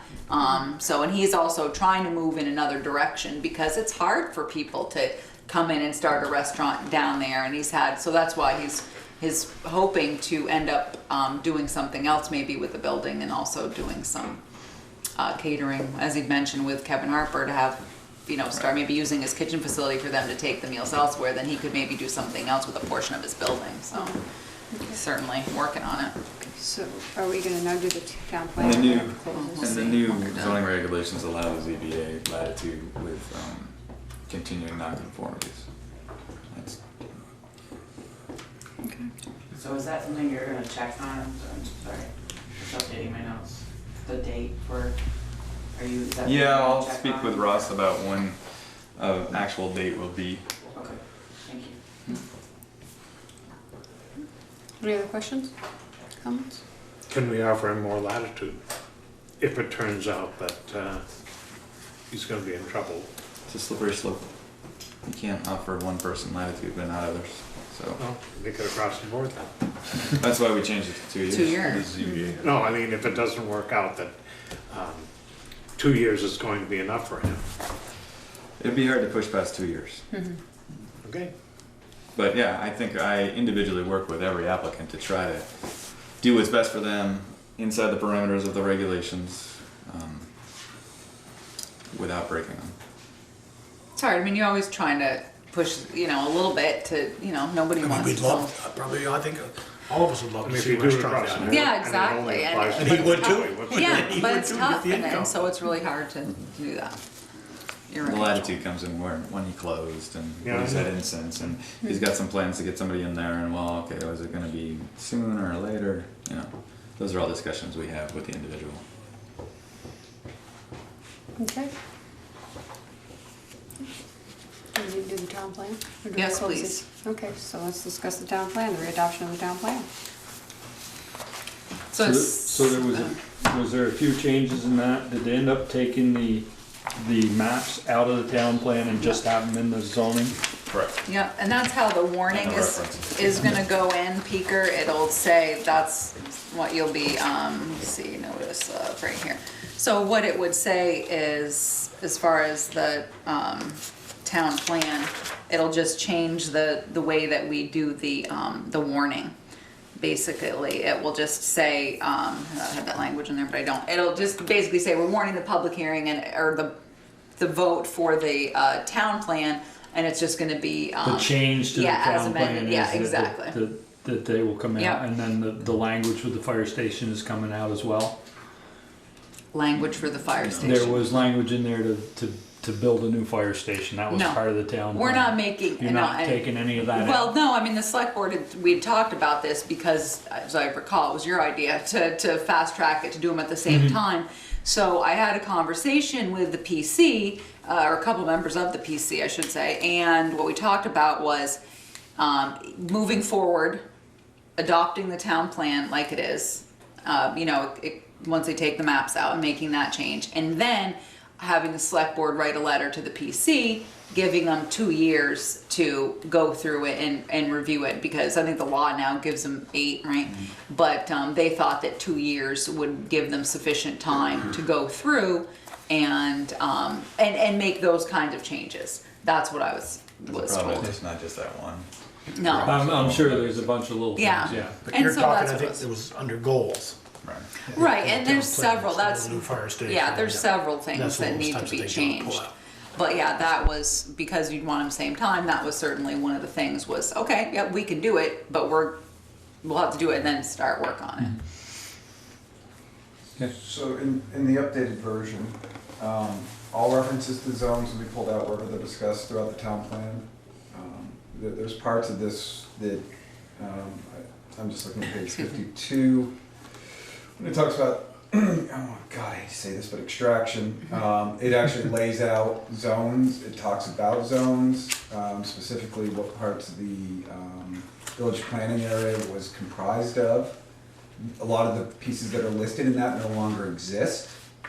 Was that updated to properly reflect that? The new version is on the internet. And That's fine, I'll pull it up here in a moment, but it's a simple question, were all references to previous Yes. zones removed and updated? Yes. That was just my question. Yep. So it sounds like yes is the answer, sir. Thank you. We will know momentarily. Yeah, and, so that was, so if that's still the board's, plan, then they were fine with that. They said, go ahead, let's just pull the maps out to be like everybody else's town plan, and then it gives them time to Well, work on. I know that was a discussion we had with Adam after the last planning commission hearing on the town plan, was how do we do this? And he said, well, most all towns, their zoning maps are in their zoning and not in their town plan. So he said, if you chose to pull all that out, then you could still move forward. And it would be a change that you could say you were doing, and not. Exactly. Right. But I and guess- It is a that's change and to that's the wording town for the plan, warning. I have to but go back, I know. the change is that you're pulling the maps out. But I guess I wanna expand on what Chris just asked, because I think that was a question I had, was, so if you take the maps out, but there's reference in there to the old zoning maps, are they gonna correspond with the new zoning maps? Sue and Adam and Anna went through and, to the best of their knowledge, they Pulled pulled out. out every reference to any specific zone, Zone, okay. old or new, in any way. So it's really an readoption of the town plan As amended, amended. as amended by. That's how yeah, the okay. wording Yeah, that's how, I was just Okay. trying to see if I could find the, Okay, Is it good, Chris? It came down to the decision of, yes, there's lots of things that could be updated, but I think once you open that Pandora's box, it just got too big Too to do big, in the right. amount of The time amount that of you could do time, it. right. So they decided that because the new regulations are gonna pass with new maps, you don't want a town plan to pass with them. So they decided, okay, well, we can make this one change that's very obvious to people. They can get their hands around it. All we're doing is pulling out the maps, and that makes the two pieces of paper consistent with each other. Otherwise, it would Documents just work be too together. convoluted. Right. They They work tried to do a kind of a, well, if you vote for this, you get this, if you Yeah. get that, and that just, so it's Yeah. just, okay, we make this one change to the town plan, we pull it out. Yeah, there's lots of, I think there was 5 bridges in there that aren't up to speed, that are now all up to speed. So there's lots of little things in there that they need to take a look at over the year, but it came down to, like you said, do you wanna be without a plan for a year? And The answer that is worries no. people. Yeah. yeah. You don't want that. Yeah, and I'm sorry, I don't have the, I was looking, I thought I had I did at one point, and I just can't find out which packet it was that I gave you, but I'd given you the proposed language for the vote, at some point, and I'm sorry, I just can't get my hands on it right now to read it to you. any other questions? Chris, did you have something? I'm good, I guess. Okay. I've already voiced my opinion on the timing of this Okay. previously. So noted. Okay.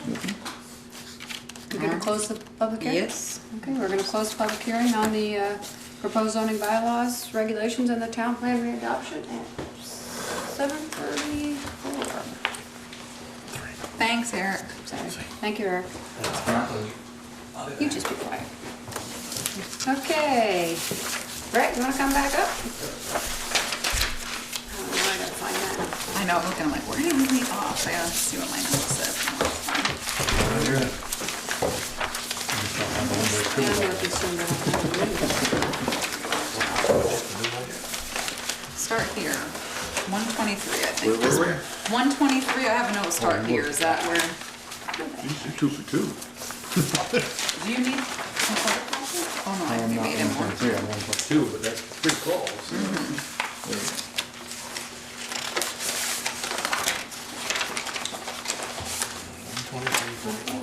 Yep, 123.1, I think, is where we started, where we're gonna start, where we left off, excuse me. Where you left off. Okay. Okay, so section 123.1. Everybody good? Just a clarification changed- question, is that with the number change? Number identified? No, it's the old change, Okay. we're still, no, Okay. I I didn't, just wanted to make I sure. couldn't keep giving In them the same copies, cause it section would be you guys were. confusing. Yeah, no, sorry, general operating procedures and Okay. rules of conduct. Yep. Okay, I have a note here, and I don't know if we didn't discuss this one at all, right? Right.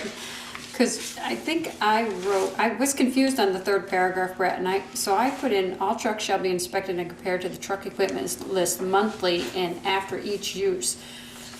And I think yours says the same, but I was a little confused with that. So, Was that the same? Based on some of the feedback I got from Peaker following the last meeting on a couple of these moving forward that we haven't touched, if I could be permitted, I'd like to read what I changed that very paragraph to, Michelle.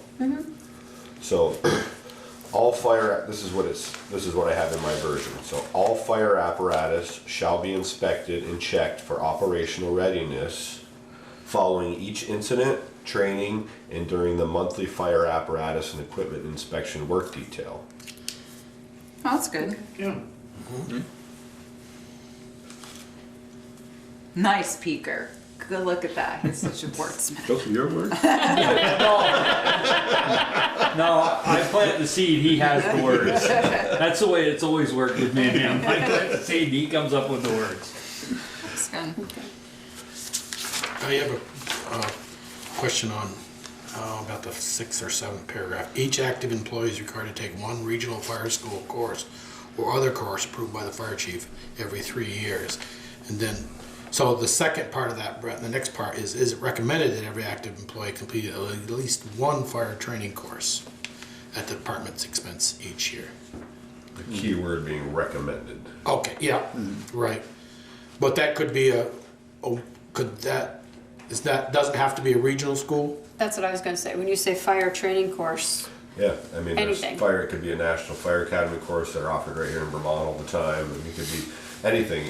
Anybody who takes One night a lecture, training, any one fire, weekend right, lecture, anybody who something. takes a course outside of our normal scope of training has to, fill out an application and get it approved. So I'm viewing what they're signing up for, and plus, if there's a cost associated with it, that has to be approved ahead of time anyway.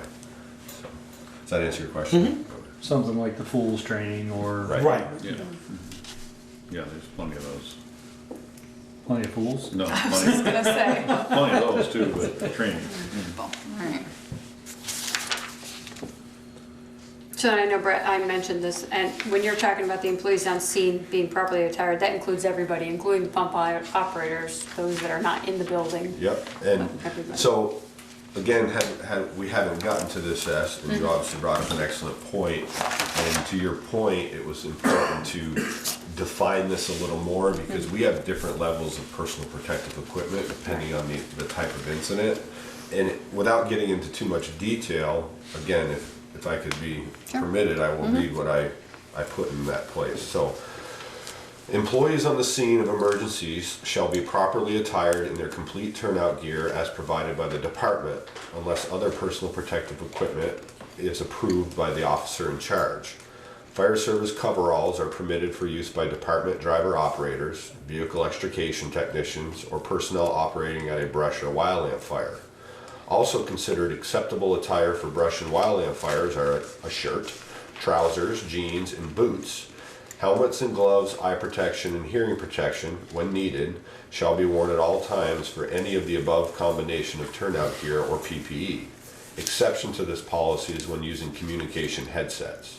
In other words, if you're wearing a helmet, let's say the apparatus driver is wearing his big headset, he can't wear his helmet at the same time. So that's how I defined it. Certainly. I've tried and I can't make it fit. No. We just gotta get a bigger hammer, a bigger rubber mallet. The last paragraph, Brett, Paragraph. the no fire department employee, the last half of that. Cadets shall require a note from their parents and physical authorization. Active training prior to any activity other than the classroom training. Is that once when they join, or, we have monthly training, the cadets come. Do we get a note from them every month? So no fire department employee. I know he's Yes, saying the cadets. half of that, the The second half of Last that. sentence. Cadets. Cadets shall. shall Shall require. require a note from their parents, and I added, or legal guardian, Right.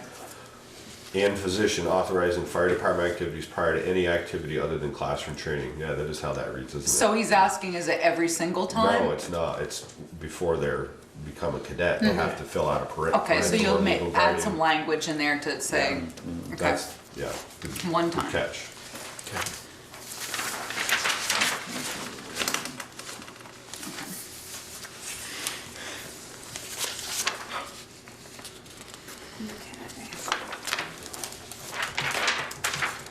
Okay, 123.2, rules of conduct.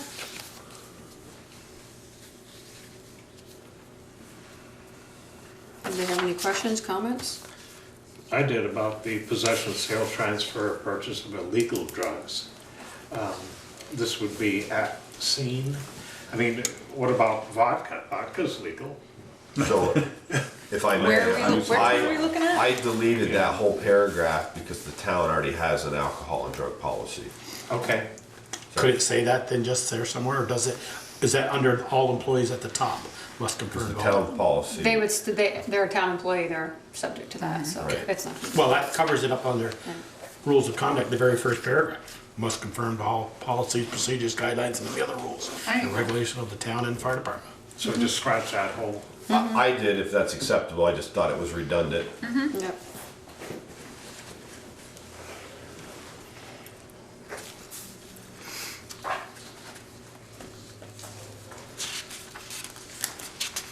Anybody else, Well, questions? there's a couple others that I think he changed, the Yeah. second paragraph. The second paragraph. All employees must conform to the policies, that one? Oh, no, all town of Bristol apparatus and privately owned vehicles used for emergency incident response shall be equipped with light permit. You've changed that? Okay, so this is one of the comments Peaker made, Okay. and so I researched that. So this is regarding, Personal vehicles. And Yeah, What was your okay, question, so- Peter, whether or not you had to have one? I don't currently have a red light and I respond to the flow of traffic. I don't have a red light permit and I really don't have any intentions of getting one, so. Okay. If I read this, I need to get one, so that was my question to Brett, so I don't know. so I added this language, this is brand new. So per 23 VSFA, section 1015, authorized emergency vehicle.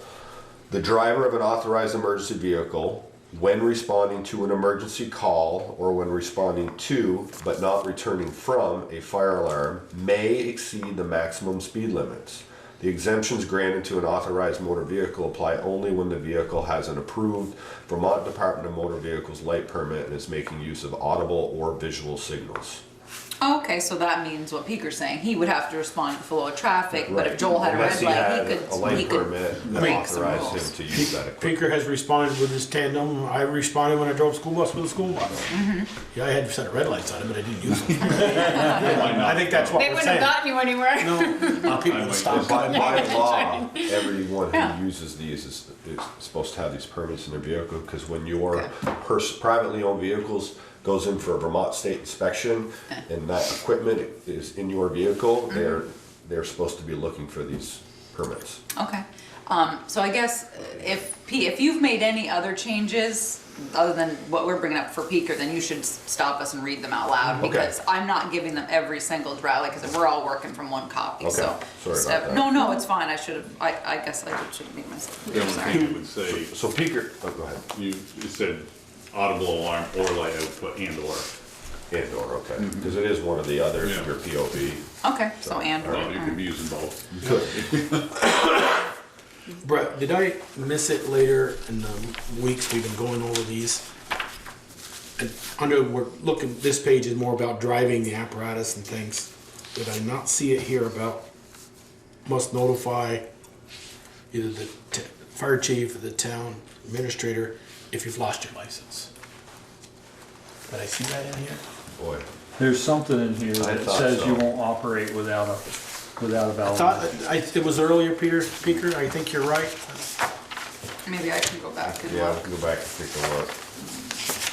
So, do you want me to continue with the comments that were made by Peter? If they're under that They're in that same section. section. They're in Yeah, I that was same gonna section, say, yeah. and I can look for the driving license while he does that. So immediately following the audible visual warning devices, It does say how you number 3. respond without permit. Valid Vermont driver's So the next sentence that was added, it's a new paragraph, states, the operator of an authorized emergency vehicle shall drive with due regard for the safety of all persons using the highway at all times, which is state law. And then another one that was brought up, which was a great point by Peaker, was about other emergency services personnel besides town of Bristol fire department personnel riding in town of Bristol fire apparatus, because we do work on mutual aid, and sometimes our mutual aid partners may end up in our vehicles and vice versa. So I added, other emergency services personnel may ride on town of Bristol Fire Department apparatus in an official capacity, e.g. emergency incident, training, mutual aid, fire watch assignment, etc. What about drive? I didn't say drive. Okay, since we've had that situation, That's up to you guys. I don't know how the insurance Yeah. works. I mean, if we, if we are requested to respond mutual aid to another town, we're covered under the town's insurance.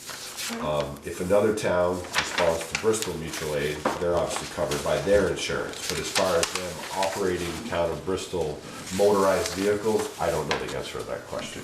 Because we had, it was mutual aid to Lincoln. And I can't remember who was driving the engine tanker, but they ended up having to do something else, and then qualified, New Haven firefighter took it back and forth to the field. I mean, it doesn't happen very often, but that was a situation where shorthanded during the day and, I don't have an answer. okay. I don't think, they'd And we be did- covered. I mean, and we did- if they were driving our fire truck and they were, because someone in the fire department said, I need you to drive, they would be covered by our Right. insurance, so. I was gonna say, And Brett, the only thing it says is must retain a valid driver's license. It Yeah, says that in 103. 2 spots, but it doesn't say they have to notify you if they lose their license. It just says, And that's always been the maintain. practice. yeah. because And I'm sure that's gonna, yeah. Is that, Good is that an information to know. personnel policy at all? No, I don't know if it Highway? is. I'm gonna write that down, because if it's not, it will be. Can we, I know this is, I mean, So if she this, puts it in the town policy, Brett, then you're not Then gonna need it'll to put be it there. covered under his first Right. paragraph. I mean, this and, you know, the highway department especially gotta have a driver's license to work Yeah. there. Oh, exactly. But could, I mean, let's say you live next door and you worked at home and you wanna join a department and fight fire, but you don't have a driver's license. Can we, I mean, do we have somebody, not picking on the rec department, but somebody who doesn't drive, you know, can walk to the hub and work, Well, that doesn't have a Randy- license? Randy worked for us. for Yeah. years. But this is, I'm going to say specifically for the fire It's a department and the requirement highway to department. become Right, I a member of the fire understand that. department. Not I just just asked, can we, Yeah, no, I'm only saying for those 2 departments, it'd be the fire department and the highway. I think Jolie's asking, are we limiting ourselves by Not so not much- being, allowing somebody who doesn't drive? Because not everybody drives the fire trucks. we got some You know, guys now that if you've don't wanna got, I was drive. gonna say, if you've got that Yeah, in but there, you'd then be you hard can't have pressed to anybody who respond, doesn't with the have. exception of Pete, not very That's many true. people respond on foot. That's true. Okay, yeah. No. Maybe you Okay. get somebody to drive you. Yeah, or if you live Across the road. across the road. I suppose that's a bridge you could cross at Yeah. that time. Yeah, and this kind of goes back to my whole thing on, you know, setting standards, you know, don't make exceptions. You know, if that's something that comes up and it becomes a big deal, then the select board can deal with it at that time. But when you get into making exceptions, we get into trouble. Yep, okay. Okay. But I mean, if you're filling out a job application, does our job application say, do you have a valid driver's license? I don't know, I'd have to reread it, to be honest. It You know, obviously. state law, if you have a revoked license and you work for me and I know you're driving to work and you get in an accident, I'm liable. But I guess if you never had a license, that's a whole different ballgame, but Yeah, I don't know. If they're driving to work in your vehicle, you mean? if I know that you don't have a valid driver's license and you have to drive to get to work for me, and I know you're driving, and you get in an accident, I can be held liable. Pretty unlikely, but yeah. Yeah. Okay. Okay, so, moving on. Are we good with 123.2? Do you have anything more, Brett? So I just wanted to say Okay. with that, before we move on, I was recommending, I don't like the rules of conduct because there's nothing there that really applied as far as rules of conduct. I think I crossed out 1 or 2 that you guys can consider, but I just more generalized everything and kept it in that same category of the general operating procedure section. Oh, so it's not 123.2? It's gonna be 123.1. 123.1. That's what it would be, Continue. yeah. Okay, all right. The last one down there at the bottom, excuse me.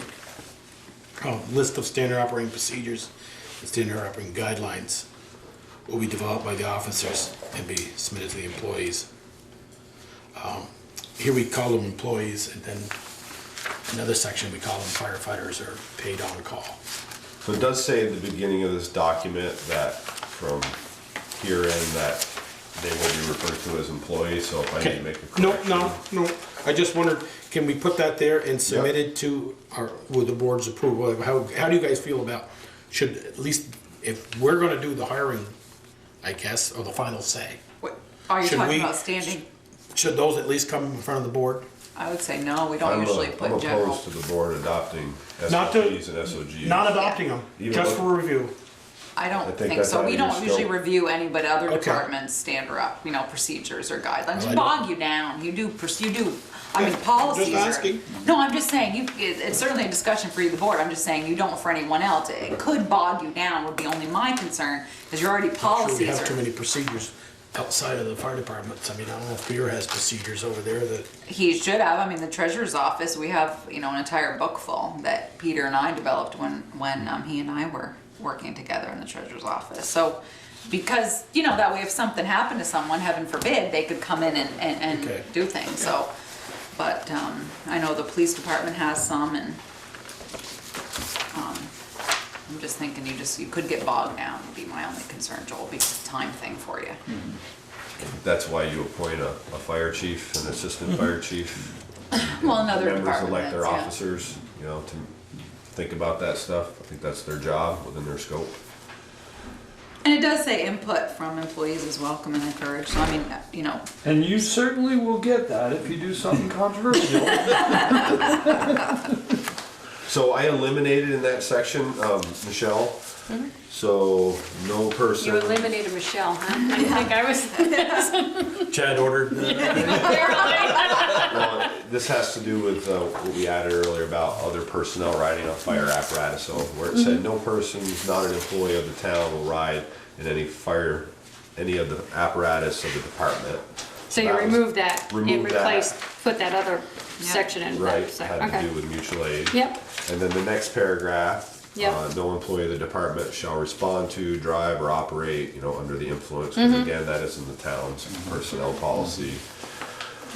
And then the next one, another point Peaker made here, because we were limiting who could drive the apparatus, we didn't take into consideration those in training, so it simply says, only qualified fire apparatus driver operators or fire apparatus driver operators in training who are under the direct supervision of a qualified driver operator are permitted to drive fire apparatus.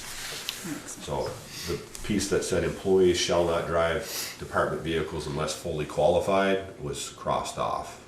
okay. Because if you're in training, you're obviously not fully qualified, but you're under the supervision of someone who is. Does that make sense? Yeah, it makes sense to me. And then I eliminated the next paragraph, fire apparatus and equipment may be used only for firefighting, other emergencies, training, or its civic functions, because again, the town policies covers that, town property. Yep. I just really don't want to be redundant if we don't have to be. No, it makes sense. I agree. So that's all I had for that section, Michelle. okay. Anybody else have any questions before we move on? Okay, 124.1. So are you leaving, so then 124, you're gonna leave the same procedures, I mean, so you haven't changed any titles or anything in this one, okay. Nope. Okay, the only question I had, so based on what I read there, nominations can't be made from the floor? Yeah, they can. Yeah. But if didn't I see something about they had to give you 2 weeks or you had to be, Be eligible. What What did are I- you looking, Michelle? it says, where am I? Oh, yeah, it's right in the first paragraph. First paragraph. To I be was gonna say eligible to anything. participate in the election of officers, and employees shall be in compliance with requirements, paid on-call firefighter, 2/3 of the active. I thought I saw something about, you had to have, Responsibility of the active employee seeking nomination to ensure they're eligible for the position by meeting all eligibility and training requirements. The employee shall also be responsible for reviewing the job description, and maybe it was in a previous Yeah. version. Uh-huh. It was, Maybe- we changed it Okay. in the previous one because he had shall. I remember that now, yeah. okay, Okay. And that was back when we adopted First- these the first time So, around. Alright. are you recommending we add language that, when nominations can happen? No. No, I just wanted clarification, because I thought I had remembered that you guys saying, or there was something that you had to be noticed 2 weeks before the annual meeting or something like that, so, okay. But if It was, it said you shall announce your intentions at that's right.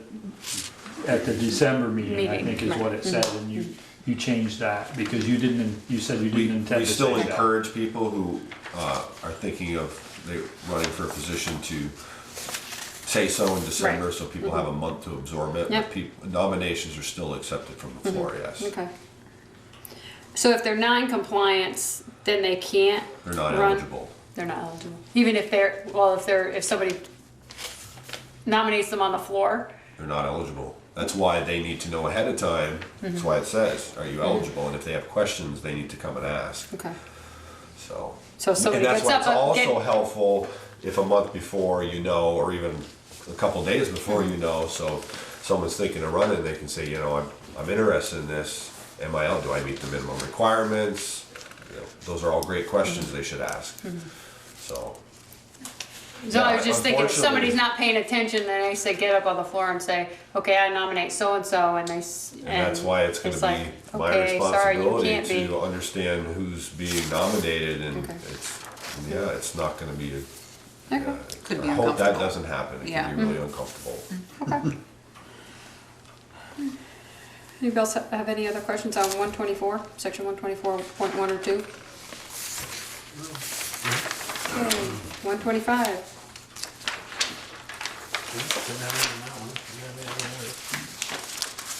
Okay. I like the way you've done the change the honorary and the life membership. I think that's something we probably should have done a while ago. Yeah, well, this language again, you know, with a few tweaks came right out of the old bylaws, Yeah. you know, because, I mean, this stuff is certainly important to the tradition of the fire service, but obviously, you know, I don't know if the town has a policy or how other departments recognize their employees. They There's don't. obviously always Yeah. a little No, that's cost true. associated with recognizing people. Yeah. And I would like to think generally the public would support, you know, some recognition, you know, whether it's a plaque here or a pin there or a Yeah. 25-year watch. Yeah, and they do that for the police, like they haven't got a plaque, and so we certainly take care of those things. So past membership, what does it get them? Do they get to still come to their annual, if they're no longer there, still get to come to your annual meeting or anything like that? Yeah, I'm sorry, Michelle, I believe that's what it says, is it? Well, I didn't. Doesn't really say, but. No, it doesn't I'm say assuming- it doesn't say they don't. No, Can't. I know, but, I mean, some of them it says they'll be invited to the annual meeting, so that's why I asked. Okay. Okay, anybody on any of the So, 126? to answer your question, yes, past members, which were previously called honorary members, yes, they are on that list that receive Okay. an invitation to your annual meeting every year, yes. Why does, I guess just it's a minor, why does 126.3, why isn't it 126.1? We went from 125. 25.2, so I think it's really 125.3. It's Yeah, not and 126. oh, Yeah. I made a note on mine, I updated the numbering, I don't know if that was caught last No, time. yeah, That's no. fine. So if It's all If you guys- 125. So Oh, it's Brett all will give you 125 down yeah, there? he'll- you guys support it, what I'll do is I'll send this document so you can see the track changes to Therese, so Oh, you you can can. share it with you folks. Yeah, Yeah. that would be good. Yeah, that would be the thing to do, yeah, because we couldn't keep giving you updated, you'd have 18 million copies, so. And Any, go ahead. honorary officer and honorary chief officer, aren't they, kind of a roundabout way saying the same thing? You have 10 years as an officer, 5 or more after leaving the said position. Well, you could be an honorary captain Or a versus past an officer. honorary chief, assistant chief, whatever. Right, but if you were honorary officer, you were assistant chief for 19 years. You'd be an honorary chief officer. Right. I think Joel's asking, it's one and the same. He's looking Isn't at it it, it's one one and and the the same? same. That's what I'm Honorary officer or honorary chief officer, No, you're still. they're not, because the captain is not a chief officer, but they could be an honorary captain. And for the record, that language, this all came, We might have the old ones. so yeah. this is what the majority of the I had membership wanted. money to Oh, do no, I this, was I just know. realizing that, wait, Eric could, forgot, he was in his Boy Scout uniform, threw me all off, I was saying, he could be sitting up here. I don't have a big Thinking deal, it was just good. seems like an officer out of the from hot seat. lieutenant all the way up through is, you recognize them for their 5 years of what they finished at. Correct. And if they finished it chief, or Yeah.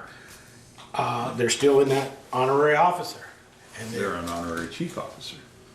You're a play with words. it's a play of words, Yeah, yes. I see what you're saying, yeah, you could just say the highest. Yeah. And that's what it says right here. I mean, Jolie's looking at is you're getting the same benefits, whether you're an Right. officer or a chief officer. Yeah. That's all. Do we need redundancy in it? That's all I was really thinking of. Any other questions on section 125? So wait a minute. So is that, we moved, we're still on 125 or?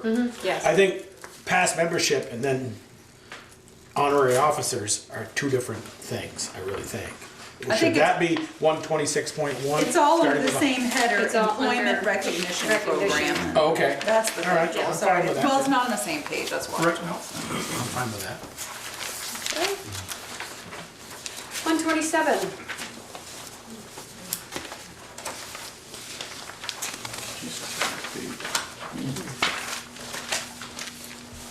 Any questions? Was something that had come up, Brett, Yep. is when, if, heaven forbid, someone passes, their stipend check needs to be cut right away. Is that something that should be in here, or are you gonna deal with that in some other manner? Put it like a standard Well, procedure? it can either be, I mean, if you want that to be a specific fire department policy, because we are unique in that sense, how we're paid, you certainly could write that in here somewhere, you know, in the unfortunate event Yeah. that a member. Because that's the header of this one, right? Death, funeral, I wasn't sure, or, I mean, If you were gonna put it in there, that'd be the place to put it, yeah. and I'm, you don't have to, I'm just, it's happened, 2 times in my tenure, and Well, I'm reading the resignation and that, whoops, I'm sorry, I'm reading the resignation 118. What? Back. You went backwards? Went backwards to some extent, yeah. But to some extent, I mean, realize you didn't resign, you passed. Yeah. But it says, could you put it in there? It says all the town of Bristol property return to the fire chief or his designee by the last day of employment. He'll be paid for his last active day of employment. No, it's true, yeah. Could you put it in there? Wait. Or death could be, You could put it in both places, I suppose, one under resignation. Or that. But, I almost think I'd put the same wording. Yeah, I would here. just change. In both places. Put, yeah, put the same wording here that you have after. Okay, just change resignation to death. yes. Oh, I know, I'll tell you what happened. Nothing Well, quite I'll tell like you a later, death. yeah. Well, I'll answer that question. That's a permanent resignation, you're not coming back. I know, and I'll tell you why. Wow. Because that, As far as I that know. was my first question. No one has. We're talking about the death funeral policy, Yeah. change, Add the compensation that you have and under somebody 118. who 118. 118, yeah. Cut and Do paste. you wanna see it, or can you find it? Yeah. He can search a lot quicker than you can. This little Oh, I'm there. document. oh, yeah, add it up there in the section, got it. It doesn't say though in the resignation that you pay him. No, I know, and so he's No, gonna we add changed it. language. He's We had going to changed- add we did language. earlier. Yeah, Yeah, he's we gonna add discussed language that. to 118 and to 127 then. We already discussed that. Okay. Okay. Any other questions on that one or comments? Can we move on to 128? Brett, you good? Yeah, I'm good. Okay, 128? Any questions, concerns? I added a couple things in the legal guardian piece.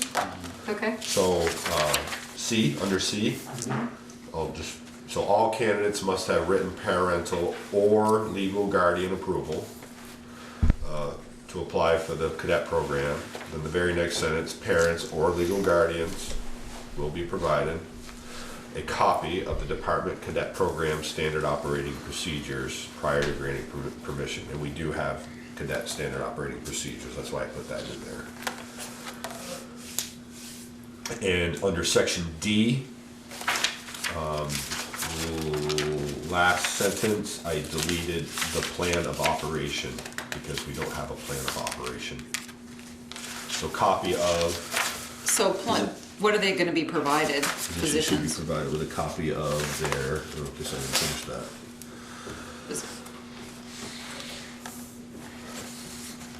Any suggestions? Do they have a job description? Well, their job description is the standard operating cadet procedural manual. It tells, it's all built on Vermont child labor laws, what they're committed to do. Maybe you give them that then. 16-year-olds can do That's what it less said. than a 17-year-old. Oh, we had a It says copy of the position plan should of be- operation under Oh, mine D. says copy of the cadet standing operating Yeah, mine procedure does, manual yeah. prior to granting I have the permission. original one that we edited, I gave Joel my other one, so, Yeah, all right, this is so the you already have it original, in we there. already had that. Okay. Okay. So, copy. I'm looking at mine going, what cadet- is he talking about? I mean, it's a different copy. Not that any doctor can Standard agree with. operating procedure manual or just procedure? Procedure manual prior to granting permission. So, back to my earlier question on 123.1, where it says cadet shall require a note from their parents prior to any activity other than classroom training. Could that just say cadet shall required to It said he was changing You to know, legal guardian. parent. set to all standards in policy 128? Because remember I asked about, you see what I'm saying? That it shall adhere to all policies. 121, what was that? What was it, Joel? 123.1, 3.1. general operating procedures, the last paragraph, third of the last line, cadets shall require a note from their parents. Could that just say cadets shall adhere to all policies of 128 of the cadet program? Because that says they need a physical written permission before they expose to any testing.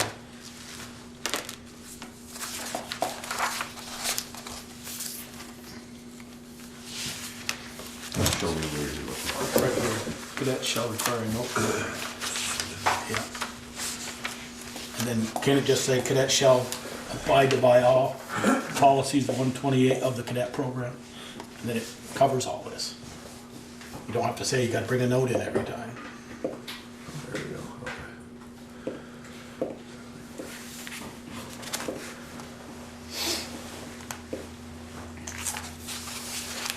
I'm not opposed to that. I think that's fine. Everybody's good with that. So reference that last policy. Saves you finding wording that gets you out of having a note every time they come. Look at that, he looks at the tree. Oh my God, I know, that's not. Okay. No. All right. Are we Almost a done? little tree. I think so. My goodness. So I think the easiest thing would be for Brett, for you to make all the changes, give it back to me again, so I can give it to them, they can go through it one more time and then just maybe just adopt it all at their January 2nd meeting. That would kind of, since everybody's trying to follow with changes, you okay with that, Brett? Yeah, I'll make it a goal to have this draft with track changes to you by the end of the week. Yeah, that's fine, it's gonna go, yeah, cause I would mail it to them on the 26th. Well, I'm looking at the wrong calendar, never mind, I'm looking past the, I would mail it to them, yeah, on the 29th, so. So I'll make a note to put, that on the January 2nd agenda. I just bring up, just for discussion, at our December meeting, the chief did mention the membership that we were doing, adopting new policies, he's working with the select board. And our oldest member asked, are we gonna get a chance to look at those over? And do we at least present these to let them view them? That's all I'm asking. I'm not weighing in on either yay or nay. I mean, they could have come to any one of these They could, meetings. you're right. That was the statement I made at the meeting. Yeah. So I just asked that question, whether January Are the draft, 2nd. I'll are take these those back. draft versions online? No. No. Okay. The only thing that we keep on the website is current version. Current versions, okay. So, Yeah, you don't want a working document there. Oh my God, that would be a lot of fun. I just asked the question is, yeah, they could come, Michelle, they really could, but, No, I they may ask some understand. I good get it. questions after they've read them. I'm not saying they change, but, No, I agree. why, show them if you, no, they've already voted them in. We voted Don't on look at me, January, that's- January 2nd. Okay, agreed. Our meeting is the second Saturday, so I mean, I'm just asking. Well, But is there has any it been reason? announced to you at every meeting? Has it been, it's been announced to you? It was announced to you, December, that the chief was working with us, the select Right. board, on new So that was 2 department weeks personnel. ago? 2 weeks ago, so they could have seen It's the been agenda. mentioned before that. Yeah. Yes, it has. Did anybody come to you and ask for a copy? That's what I was It gonna just say, has mentioned anybody at the asked? meeting if anybody Chris, could have- Did Chris you get a did, copy? and Chris got a copy, did he get asked a for a copy. copy. Okay, I just, So. So if he wants a copy? If you don't, if you sit in the back of that room and you don't have initiative enough to come and ask for a copy, then I'm just saying, we've You made guys- changes The too. select board, you folks give me a great deal of responsibility as the department head, and policies are department head's responsibility and ultimately your approval. And I do my best to keep the membership of the fire department well informed of what's going on. And if people really want to delve into the weeds of the department head and what you folks are doing, this is the place to come and get that information, so. Unless you want to start paying me half-time, so you can do a good job. No. Okay, all right. did you Thank put that you. in your budget?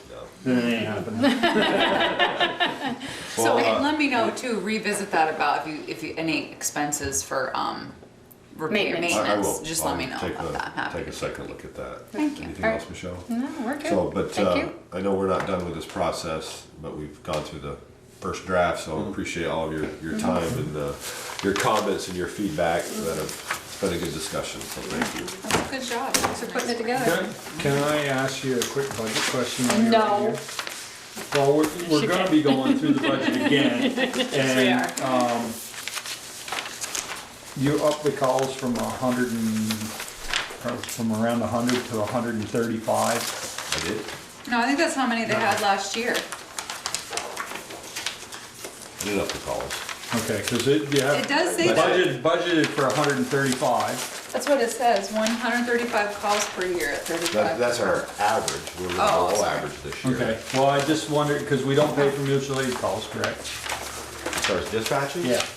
Right, dispatching we don't. So I'm confused. Are we talking about dispatching? Dispatching fees, yes. Okay. So, yes, spoke to the supervisor at Shelton Communications Center, Jim Mack, and yes, there was an increase, and he provided me, the dollar amount per call has gone up, and that's what that number is based on. Okay. And I was just curious as to where the 135, because it's been around 110, 120 calls. And that's And I where know we're a at. percentage of those are mutual aid calls, which I believe we don't pay for. So- That's correct. So if we have 130 calls, are we paying for 130 calls or are we paying for 110 calls? I guess. You know, that's something I should revisit and look back at. Because there could be a little bit of a savings right there, and I'll do that. Just the olive branch that you can come with. You I say, wanted to "Here, ask you." if you want a couple $100, here it is. We had talked about uniforms last week, and I know if somebody becomes an officer, they have to buy additional or different pieces or parts of the uniform? Not anymore. Is that, Hasn't been that practice for years. well, But that's what I was at the gonna say, same is that time- part of the line item that That's we? right, yes. Okay, So and we reuse stuff all the time. Okay, I mean, when people get done, unless they meet the criteria for a past officer Right. or not, they turn that stuff in and it gets recycled, okay, so. okay. Cool. I just have one, I looked over the budget again, Brett, and I'd like you and the board to consider just this year of possibly, we just put $14,000 into that mini pumper with almost a brand new pump and stuff, and it probably doesn't have 10 hours on that pump, is possibly reducing that line from 1785, I'm asking the question is, do we really need to put that through its pump test and all that? With not just a single year savings. I agree with all these testing, but I'm just asking. We just proved, I think it was late last summer, 2015, the fall, of about $14,337 was that bill down to KME to rebuild that whole pump. I just asked that question. Could we look for a little savings and say, you know, we're gonna skip the mini this year? Just ask them. Will that make it a year, Joel, by the time you, just because I don't remember the timing, will it make it a year between once you had the repair and the time the test comes around again? Since I'm just asking. Used for that truck. Over a year.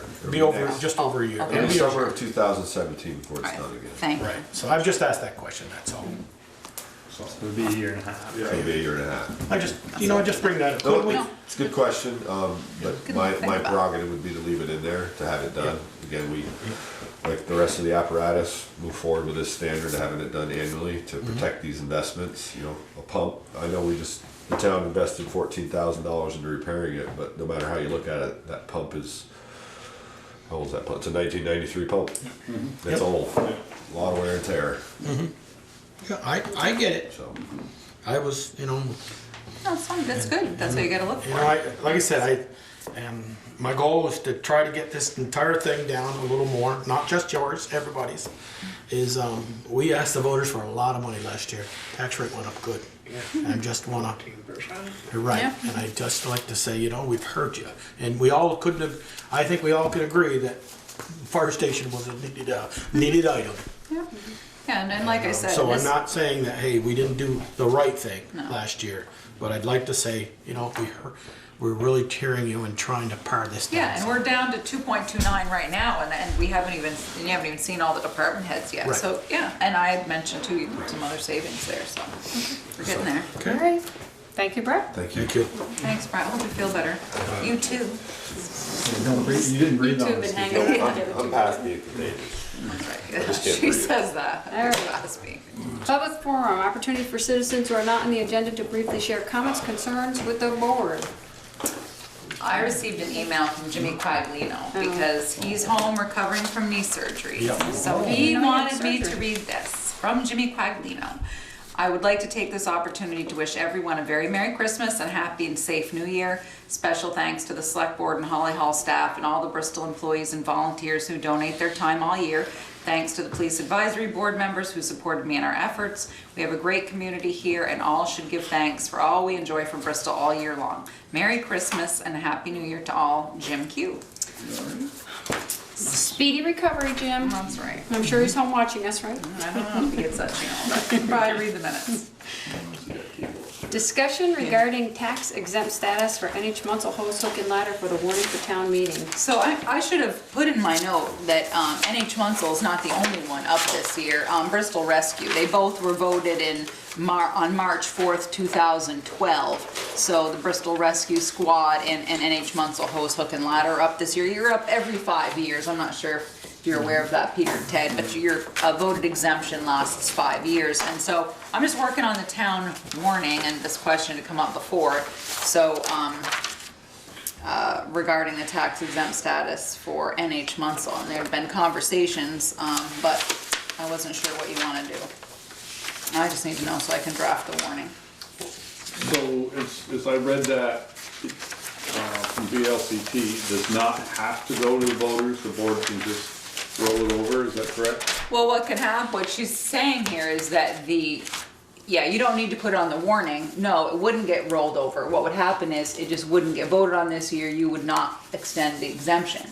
But NH Munsell would have, because obviously you're looking at the president of NH Munsell, someone would reach out to him and they would have the right to pass a petition to try to get added back in the warning. But because they no longer adhere to 32 VSA 3840, then you don't have to automatically put them on like you would Bristol Rescue. But I mean, it's never come up in my tenure, so this is a new. Well, I guess I have some questions. Yeah, sure, Joel. I mean, like I Not said. so much as the president yet, but of NH Munsell, but as we didn't see, I would like to see the questions you had sent to the Municipal Assistance Center. Oh, I just asked her, I'm sorry, I thought I had photocopied them. Basically, I just asked her, I just said, look, we have an exemption coming up. We've never done this before, and we're not sure if, how does that work with an exemption? Because we've never you know, because everybody's always just been renewed every 5 years. No, we So- put in questions. Oh, has there We not? we voted on the floor. We vote them from the floor. They're in the town meeting, they're in the warning. Right. Yes, and voted you from do the vote floor. them from the floor. What I'm saying is, we've never, at least I'm not saying in my time, we've never not put them on the warning. Right, they've always been on. the Right, board, that's what I yes. was saying. So, so basically, Joel, I just asked her, I said, I explained, you know, NH Munsell, who they were, because that's always, you know, I had to explain the 501c3 and all that, and just said, my reading was, I wasn't sure if they still qualified for the exemption, so that's why I asked VLCT. And she was saying that it seems like that they may no longer be eligible for a tax exemption because the statute declares that when a society or body of persons associated for a charitable purpose in whole or in part, including fraternal organizations, volunteer fire and ambulance or rescue companies, owns real estate used exclusively for the purposes of such society, body, or organization, such real estate may be exempt from taxation.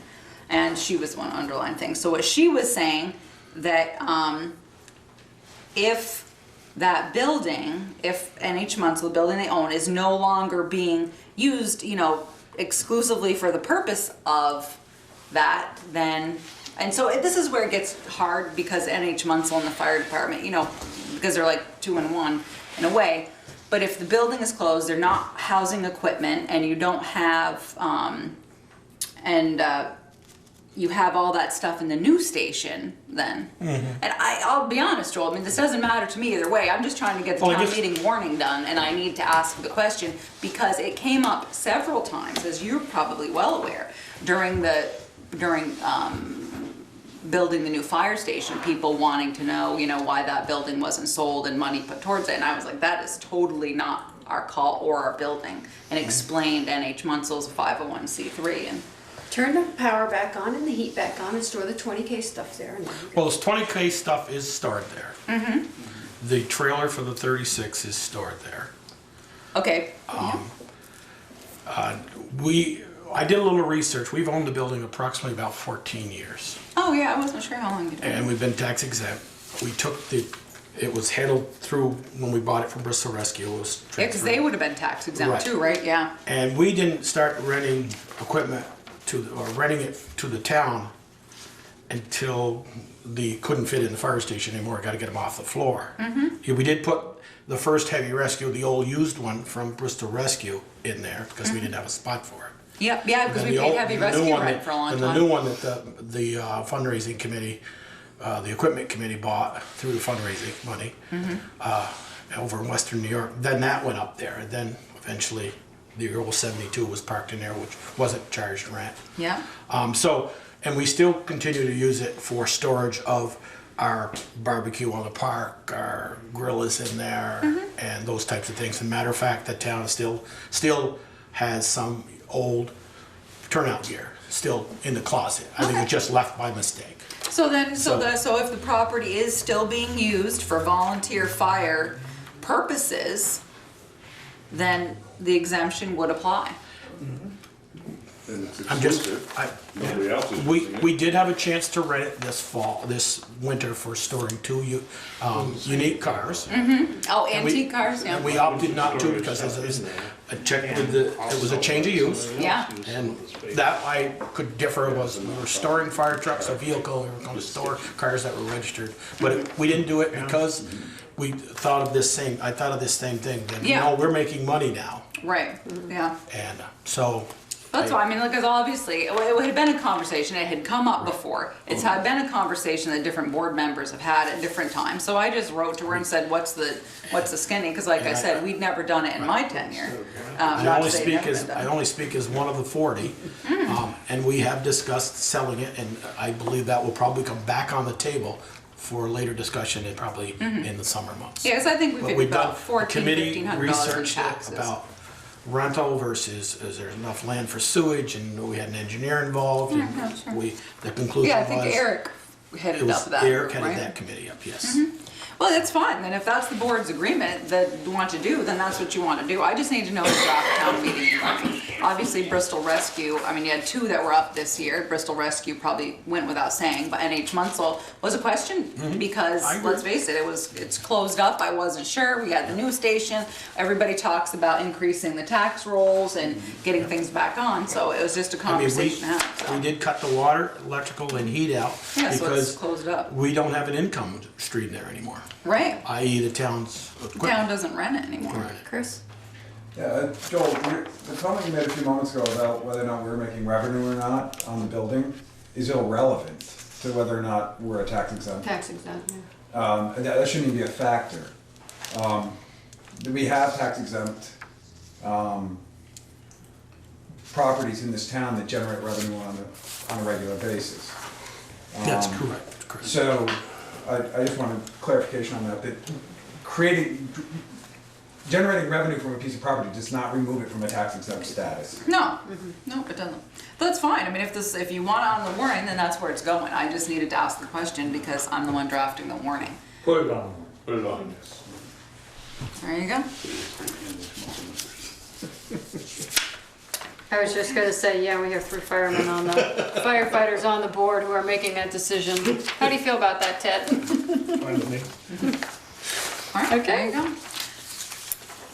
All right, Just discussion as of, a point of order, where is the NH Munsell finances reported? where's it reported? Yeah. It's not reported To in the town report. Not to the town. To the It's town only report. reported to the members, but Okay. I think because they're 501c3 that. Anybody can ask I for a think copy you could of the ask for a budget. copy of their financials. They have to give it to They you. have to give I it to can us. submit that. We submit a financial report quarterly. Eric, help me here. I submitted a budget. I submitted a budget in December to the membership that will be voted on in January. And there was good discussion on the budget, and they will vote yay or nay on it, one way or the other in January. And then I believe Eric's on the audit. He's the head of the audit committee, and through our treasurer, they require a bank complete. We want to know what we have in funds available. So you could get a copy of their audit when their audit's done. I guess you do it in-house. Right. So, There's a committee of 3. Eric heads that. yeah. And they Joel, audit. why don't you just send him a copy of the budget? Yeah, really. Both ways. Sure, I'll do that, Ted, tomorrow. I have it right on email at work. I'll send it right to you. Okay, you good? Discussion of proposed zoning bylaw regulations, proposed town plan. Is there any discussion to have? No, I gave you the All I need article. is the motion? I did give you an article on sprawl, fighting sprawl. I thought I put it in your packet, but I didn't, so That I was gave it in to you the mail. tonight. It is an interesting article that you might want to read, but, so now I think that, you would just make a motion to Somebody want to make a motion to accept accept the proposed accept the zoning? proposed zoning zoning bylaws bylaw change. and put them out for the town meeting warning and. And the town, we're gonna do it separately? Yep, I'd make 2. Okay. Somebody want to make that motion for I so the, moved. okay, somebody second? Any discussion? All those in favor? Alright. Any opposed? Okay, somebody want to make basically the same motion for the town report? What? Town Plan. Town plan, sorry. Town plan. The same, thank you for. I so moved. Okay, second? I'll second. Any discussion? All those in favor? Alright. Any opposed? Okay, so Who moved moved. that? Ted. Ted. Ted, I thought it was you, Peter, and I was like, No, I second. seconded it. Oh, okay. thank you. We're gonna do budget discussion here. Trees, there was those things you copied for me. Oh, They didn't slide out with the rest of the stuff, but That's right all there. right. I found mine partway through. Did you? Okay. So, budget discussion. I mean, what do you Thank you, think? Eric, thank you. Well, what do you want to do, Michelle? Do you Well, I'm want just to looking at wait? time. Okay. Well, you know What what? do you guys, I well, what do guess we got? you've got some stuff left to do. Do you want to wait until next meeting? You will have seen all the department heads. Yeah. So do you want to wait until the second? Yeah. And we'll still have an executive session tonight, but okay, so we're gonna table that till January 2nd meeting. So no budget discussion, Peter, if that's what You you're get to waiting go home for. early. Under the water? And you stayed this long. I know, Yeah. God bless them. Thrown it That's on the okay. floor. Okay, all right, then. Only one in there. So Hoping we're they gonna have to move stay on. under that one. Motion to accept Matt's resignation with regret. Second. Matt Sharps, Yes. from the Energy Committee. Okay, any discussion? All those in favor? Any opposed? Do we have anybody interested? Not yet, and usually you make those appointments in April, but we're gonna have that discussion in a couple minutes, because Okay. I got an email from someone today.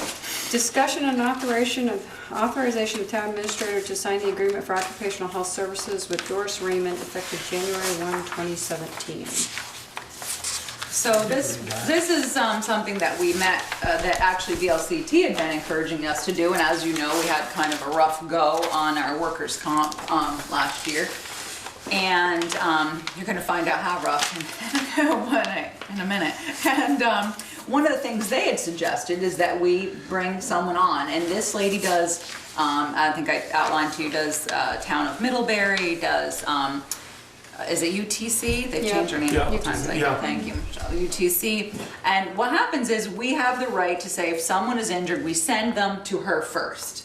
And a lot of times, she said, most people stay with her during the course, and she helps them manage their care. It also helps us because this person is reviewing job descriptions and really making sure that when they come back, that they're ready, that they're really able to do everything that they need to do. So it really takes that out of it, where you're counting sometimes on someone's just general physician, GP, to review their job description and make these calls. So it's certainly a nice level. I think it could be a great assistance to the employee as well as the town.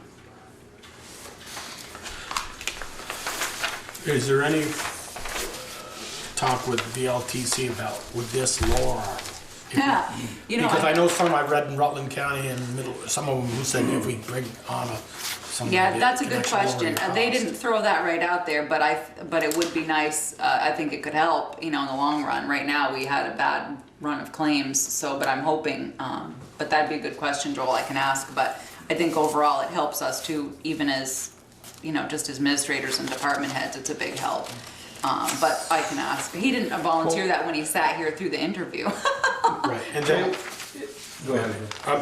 and then by taking this, do you know about, okay, we've had 2 claims or 5 claims, what are we looking for a budget item? Well, the good thing for us is a lot of this would be covered by workers' comp.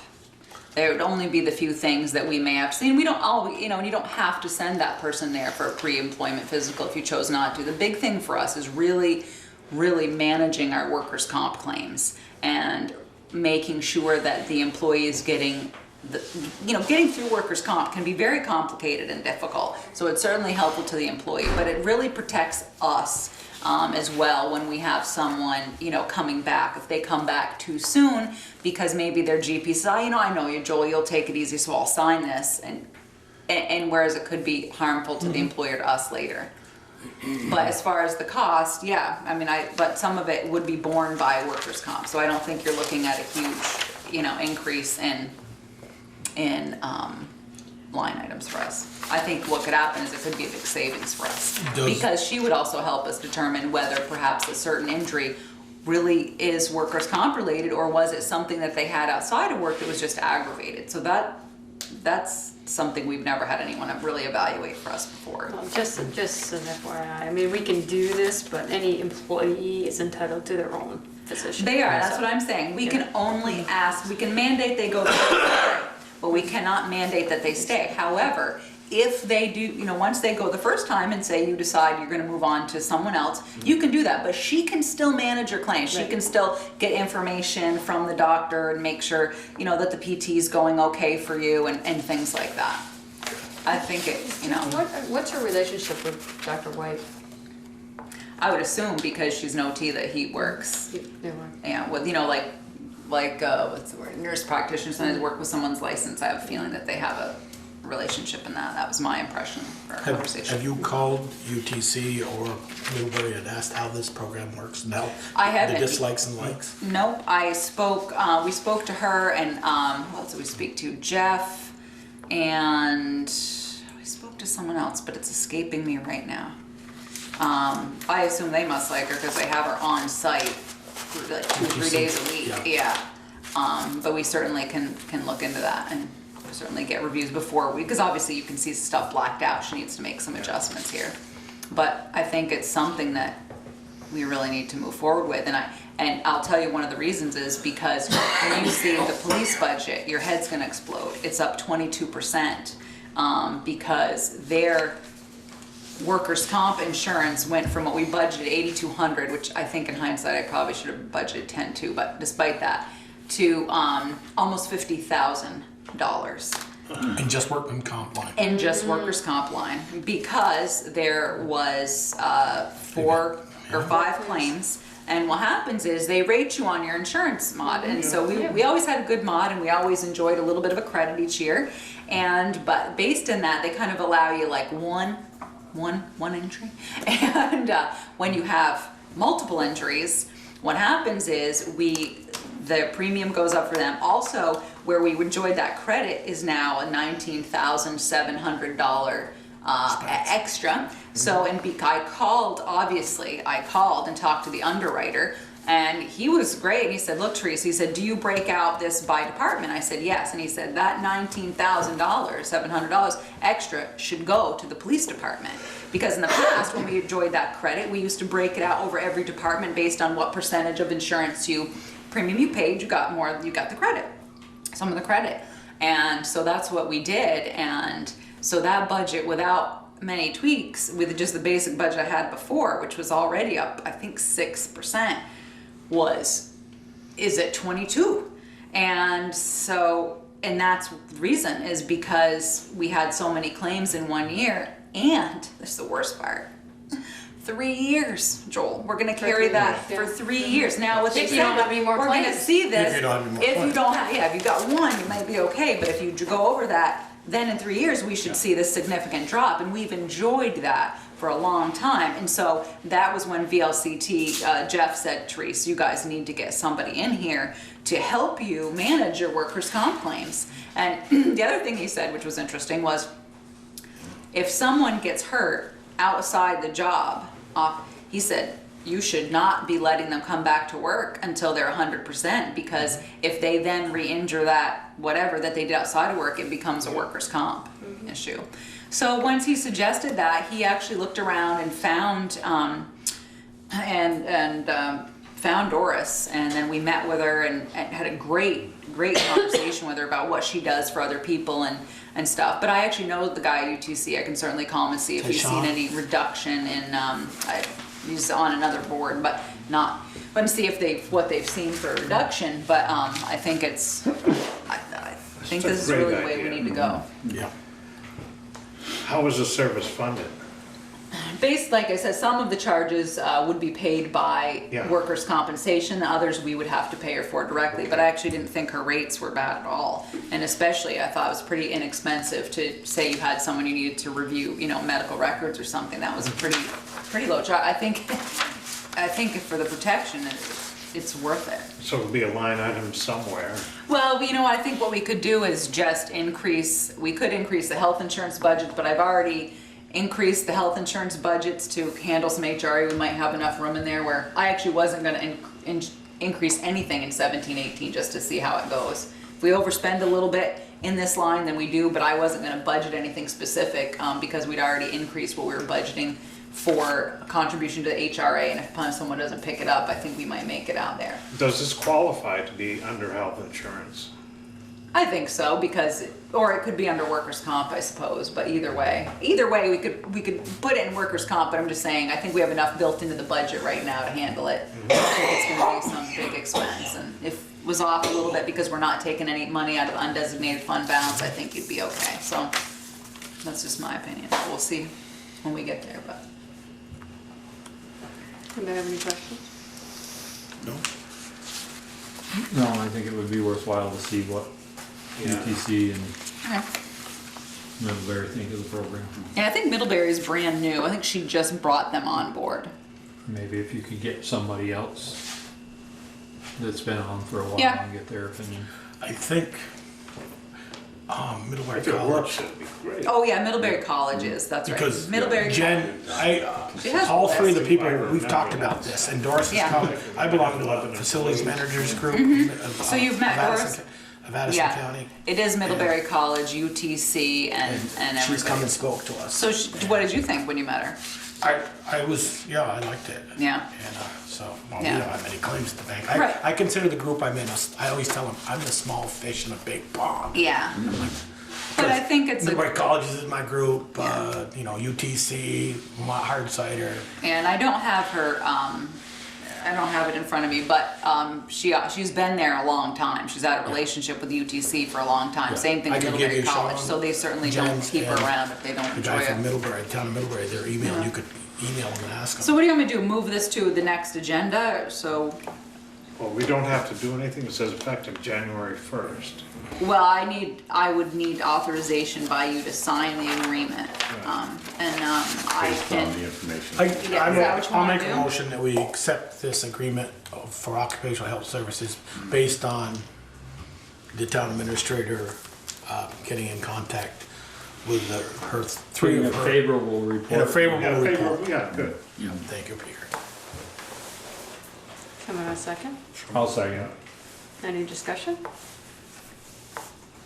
All those in favor? Aye. Any opposed? Okay. Approved minutes of December 5th.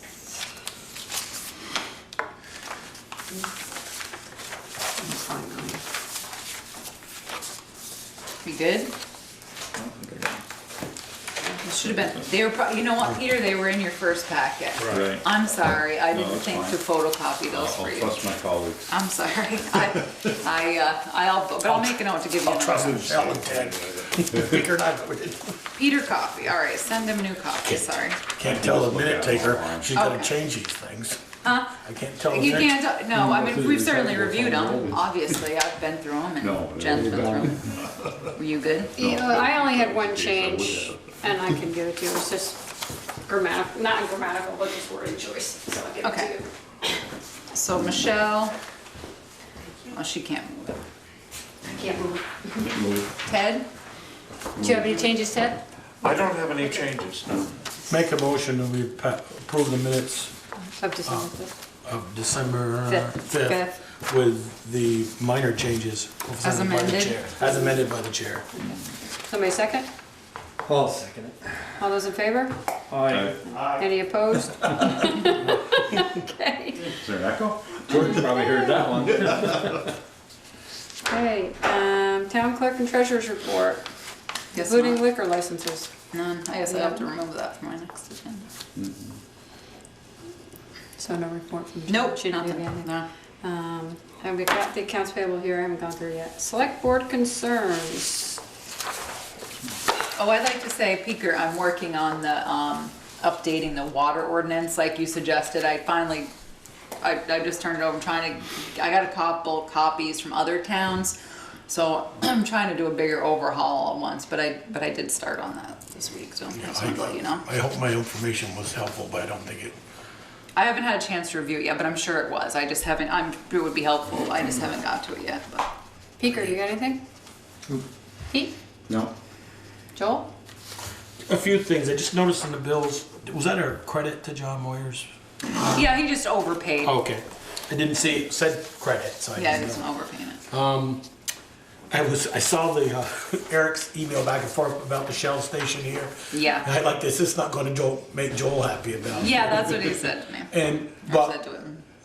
I didn't, he will address that come, Yeah, yeah. and I'll ask my colleague to my right here, who knows more about lawsuits and things than most of us do.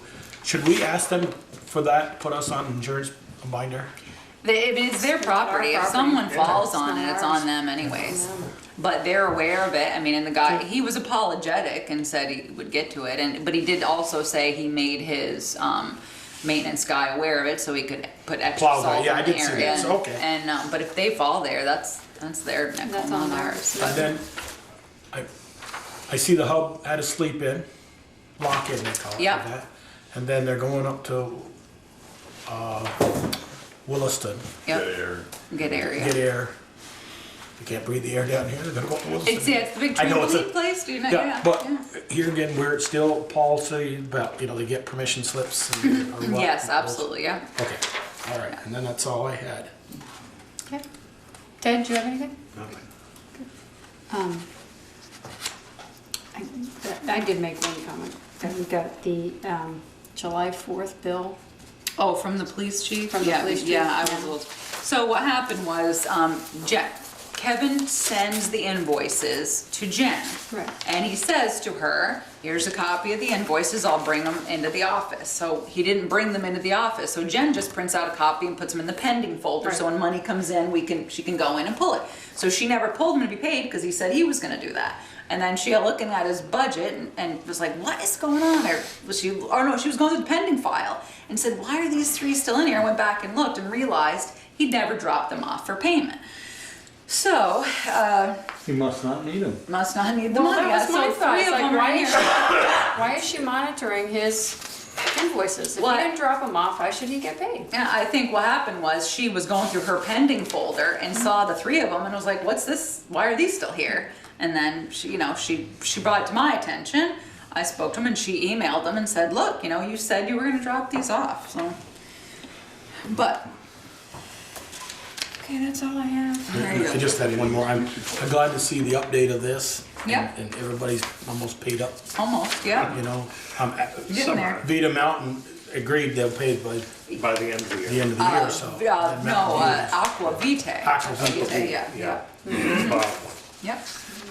Yeah, so. I think I have a question on something, not me, just look. Oh, you said software purchase for the rec department, what did they buy? They actually were working with, I think we talked about this once, but it was a long time ago, with Brian over at the rec. He's the software, but he's actually doing something so they don't have to, they can have their own software instead of using RecTrack, because RecTrack costs, I think it was like $7,000 the first time, and now of course they're saying they need to buy these upgrades Right. and it's expensive, and the tech support. So it was to get them their own, just hopefully it works out better, because there's a lot of things with RecTrack either you can or cannot do, Just as long as softwares. whoever's creating it, when they leave, somebody else can. Exactly, we had that Deal entire with it. conversation about that and licensing and all that. And then the budget appropriations, is that not in this budget? Because I thought they, Let me see, I don't have mine with me, I'll look at yours to see if we paid them yet. yeah, No, she hadn't. okay. She paid, must be after, yeah, after it was printed, so.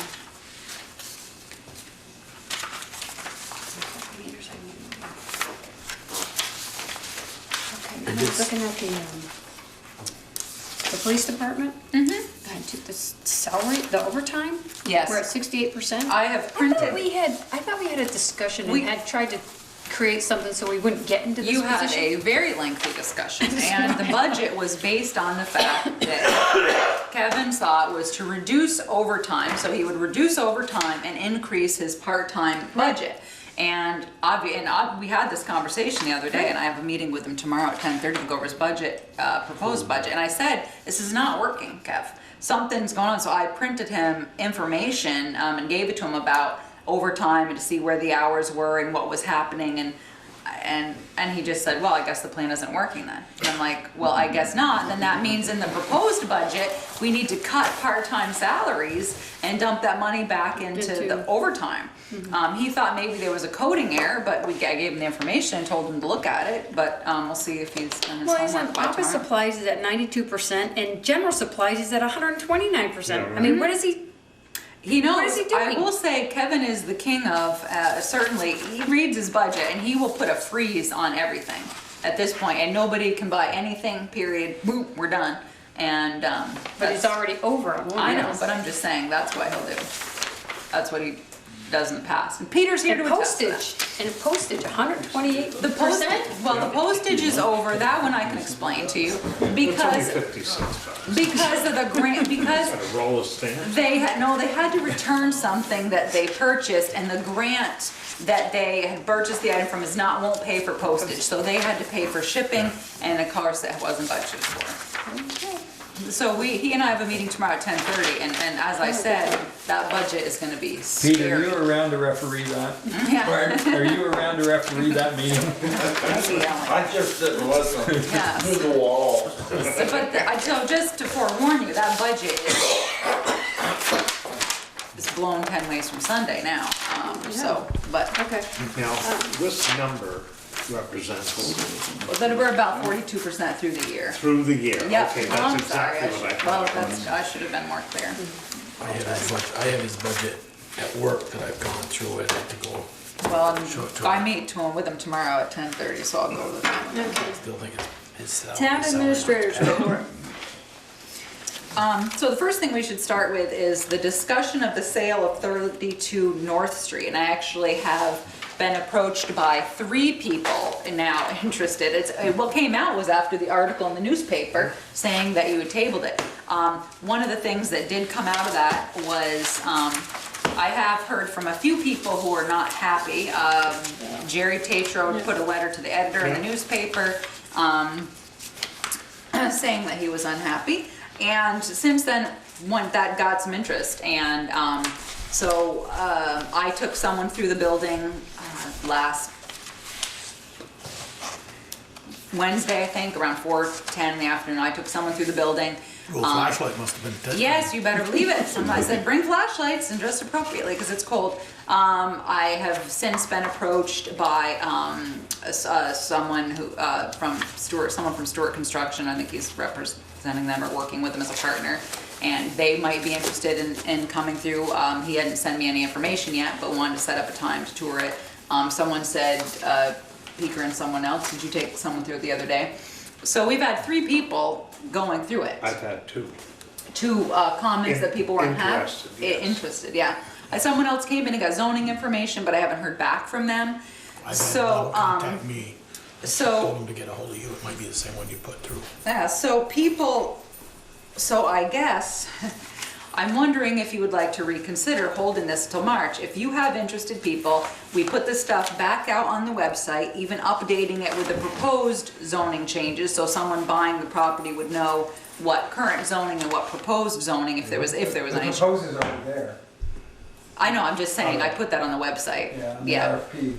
Yeah, right, before it was the old zoning, now we put it out again with the proposed zoning. The current that's there now has both on it. Yes, it does, that's what I'm saying, I did it purposefully so people can see. But anyway, so I'm wondering if you should I think you should reconsider it and tabling it and put it back out. If we have people interested now, if people are interested and willing to go through the proposition to spend some money, they can't sit on it forever. One person in particular is ready to make an offer ASAP. And I'm not sure about the other 2, but One of them's ready. so 2 of them are ready to make an offer now.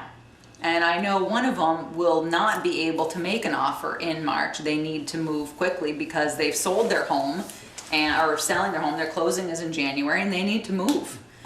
Make a plan and Are they gonna move into the firehouse? that's their idea is And to. they've sold their home. How long do they think it's gonna take to renovate the firehouse Well, and the living They quarters? he's not too concerned about that, to be honest, Ted. He thinks that he has the skill set to take care of it. He also has a place to stay locally for a short period of time, but he's been looking at other homes and continues to look at real estate, so you could lose that person. Yeah.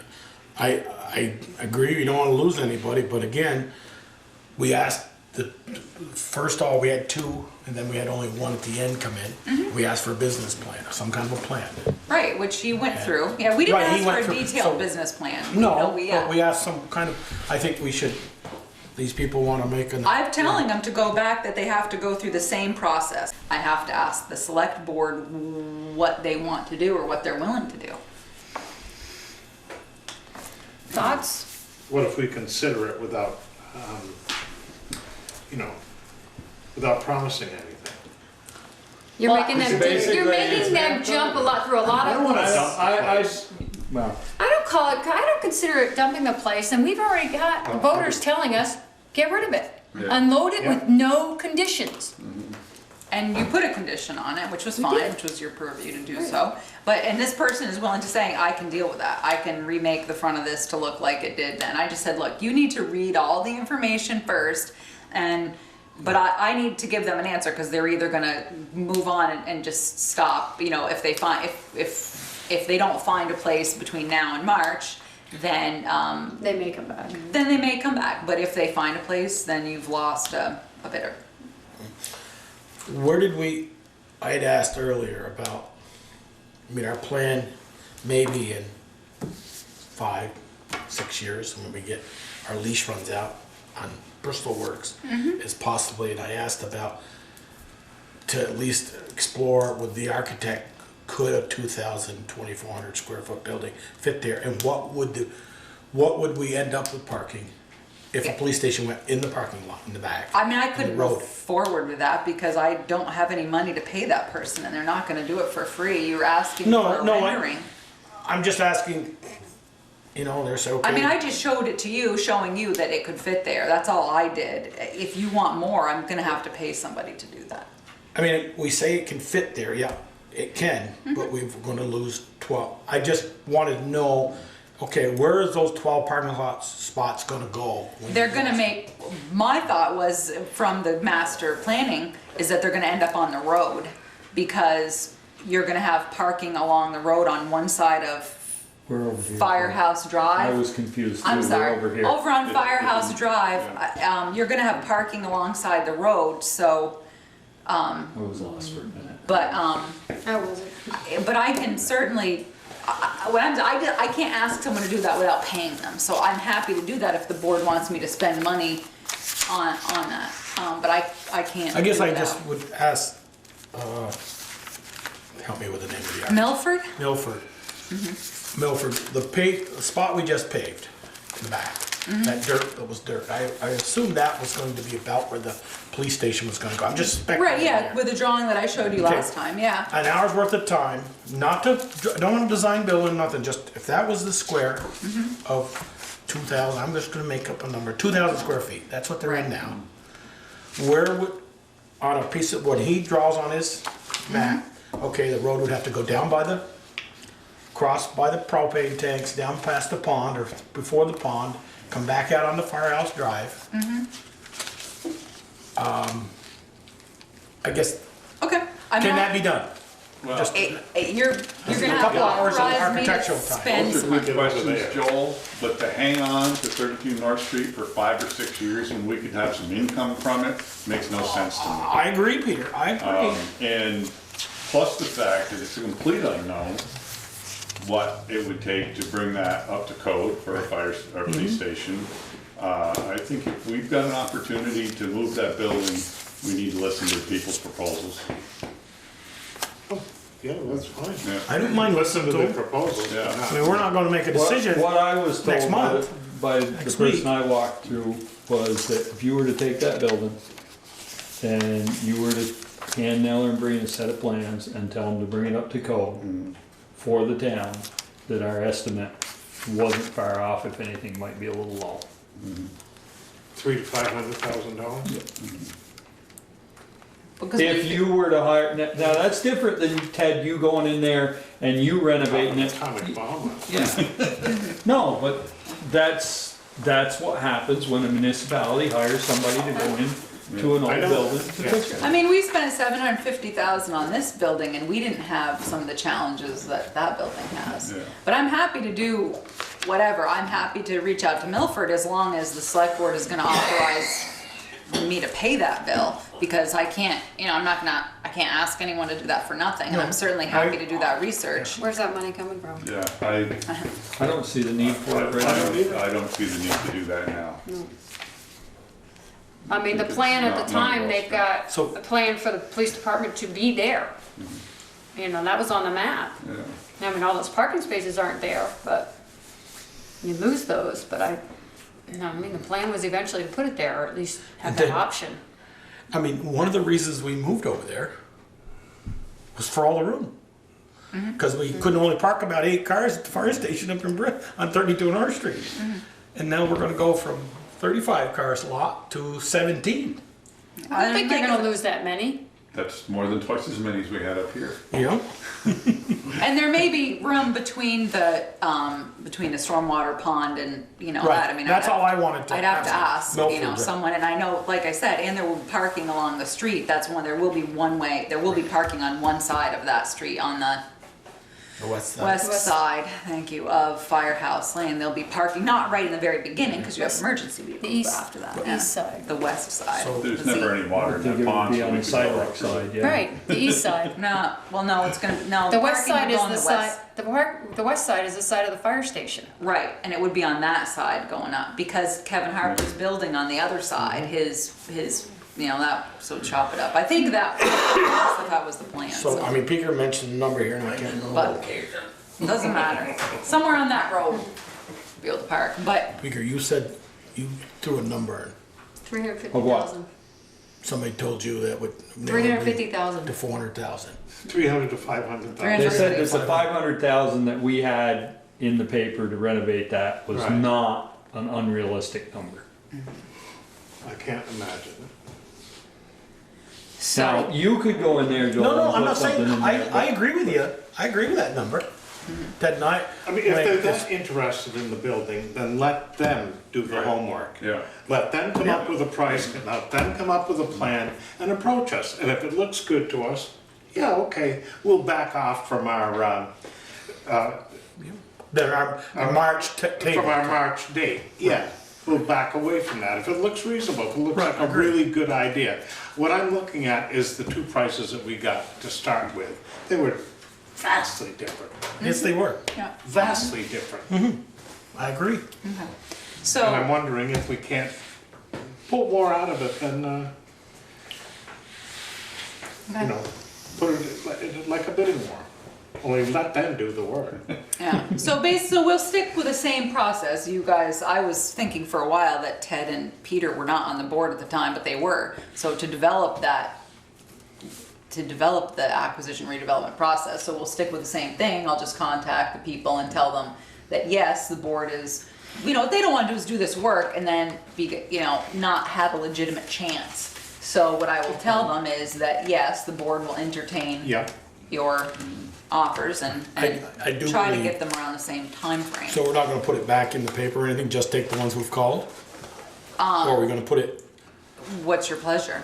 If you're gonna open it up to those Put it back people, in the put it paper. back put it back in the in. paper, or at least put a sign on the front of the building for sale? Okay, But make it very clear that we're not interested in dumping it. That, Giving it away. yeah. well, I mean, yeah, I don't think anyone ever said At least that. put a sign on If it. we've got people interested, let's go with them. Yeah, Let- all right, so we want it to be But back, open it, widen it up and maybe, newspaper and sign on building. for sale. Buy, If interested. Yeah, yeah, for sale by owner. all right, and, I've got one of those signs at home if you'd like it. there you go, so I will, Chris has a question. Go ahead, Chris. The only question or concern I have is, this was sent out as an RFP originally, correct? So you had applicants that had an opportunity to purchase, you all opted not to accept, or whatever shook out. Now, all of a sudden, somebody else shows up and says, hey, I'm willing to go here. It just doesn't sit well with me personally. It would be like putting out the mowing contracts and all of a sudden having somebody walk in 2 months later, because you guys still haven't decided yet. Oh, it's now, we'll figure it out later. Somebody coming and undercutting who your original bidders were. You put deadlines on things. You almost have to start to, I hate to say it, but resubmit the RFP process. well, that's what from the we're beginning. saying, is saying, doing it again, because you're right, and the thing is, I think what really generated interest was people, two of them are two totally new plans to the area. So like one guy had no plan a year ago of coming here, and then the other one is just happens to be because they're in town doing another project. But that's what they're going to do, is I told them they have to go back through the whole acquisition and redevelopment process that's outlined on the website. It's just a credibility issue for you folks. I think that happened because we moved too fast. I'm just saying that that's just my 2 cents on it, and you just keep that in mind. My question is the first offer still on the table, or is that gonna start all over again? I don't think we have to discredit his offer. No. I think it stays in the mix Yeah. if he's still I, willing. I would think so, but I Yes. mean, I'll have to reach out to him. I think, yeah, we reach out to him and say, I mean, if we are he's putting it out there. If he's not fed up with the process and is still willing to be if involved. he's it. I mean, his number's out there, but then again, I don't think that matters to him because that's what he felt he could Yeah. put forth. Definitely don't eliminate. We didn't put the number out. No, we didn't No, put the number that out. number has never been put out. Oh, We okay. didn't do No. it. No, number still is not put out. I don't think so.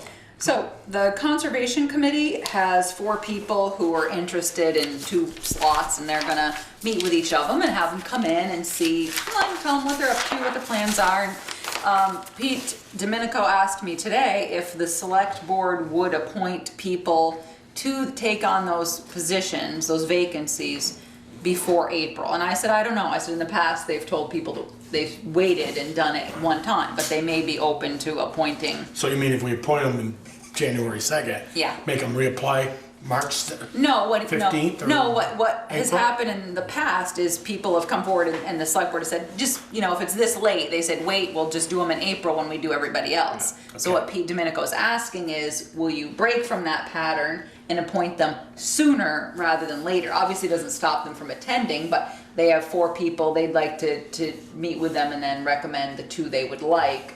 And I said, I don't know, I have to ask the select board what Can you their appoint pleasure is. them as interim and then Yeah. reappoint them in And April? we've done that in the past as Yeah, well. yeah. Yeah.